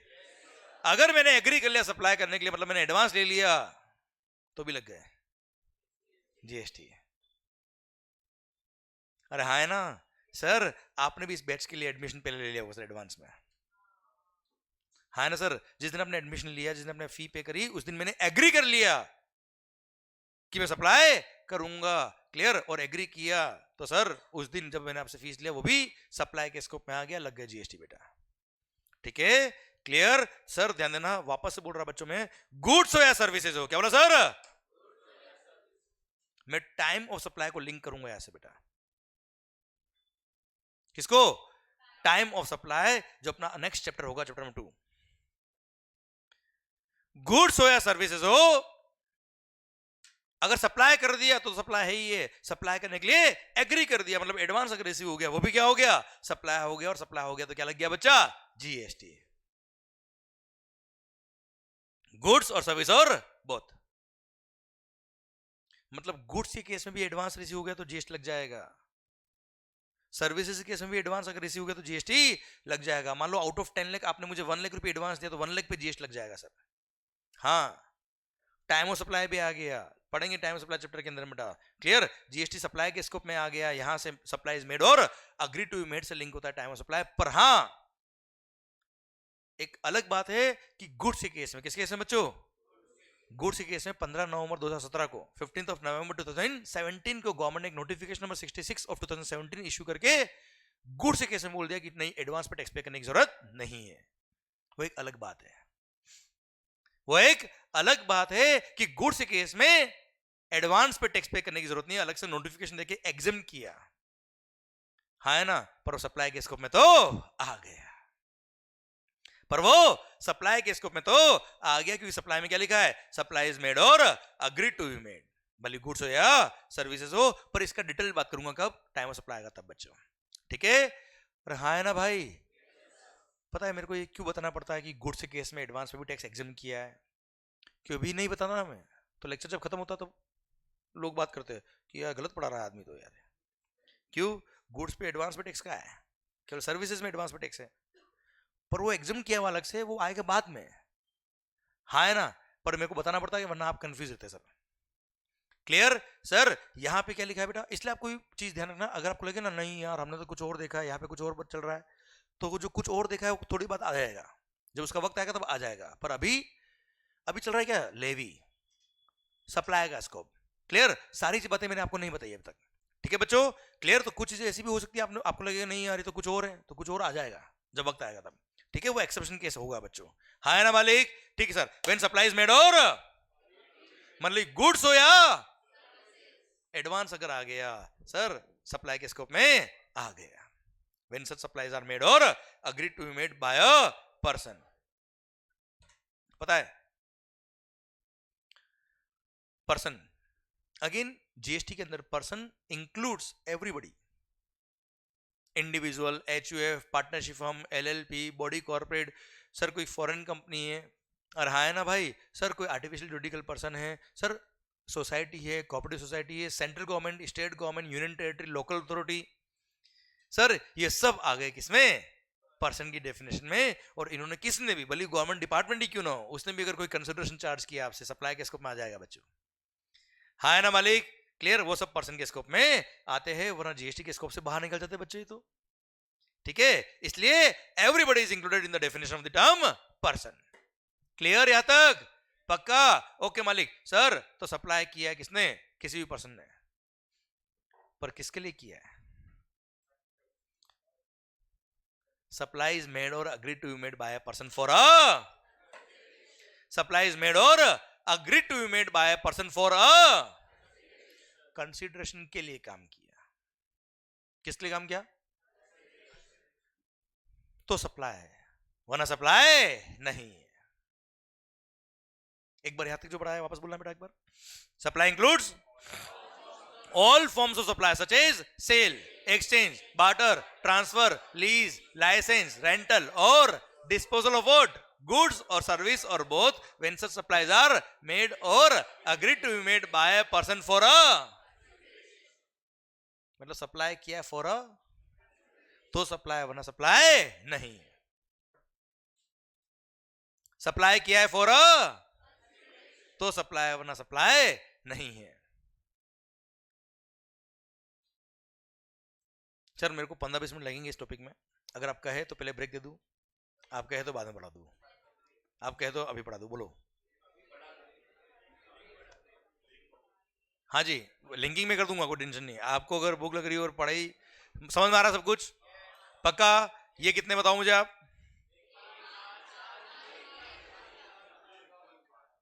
पक्का बेटा? एक सोने का और तेरी नजर वही है ओए सर, इसलिए मैं अंदर छुपा के रखता हूँ इनको सर। सर मान लो, मतलब चलेगा ना 15 मिनट सर, या ब्रेक दूं? चलो एक काम करते हैं, चलिए कोई बात नहीं कोई बात नहीं, मिलते हैं ब्रेक के बाद, ठीक है? Then will continue. और बहुत ही इंटरेस्टिंग पॉइंट है फॉर अ कंसिडरेशन, मजा आएगा आपको सर। पर हाँ एक बार जो वीडियो लेक्चर में, please have a click of this slide बेटा।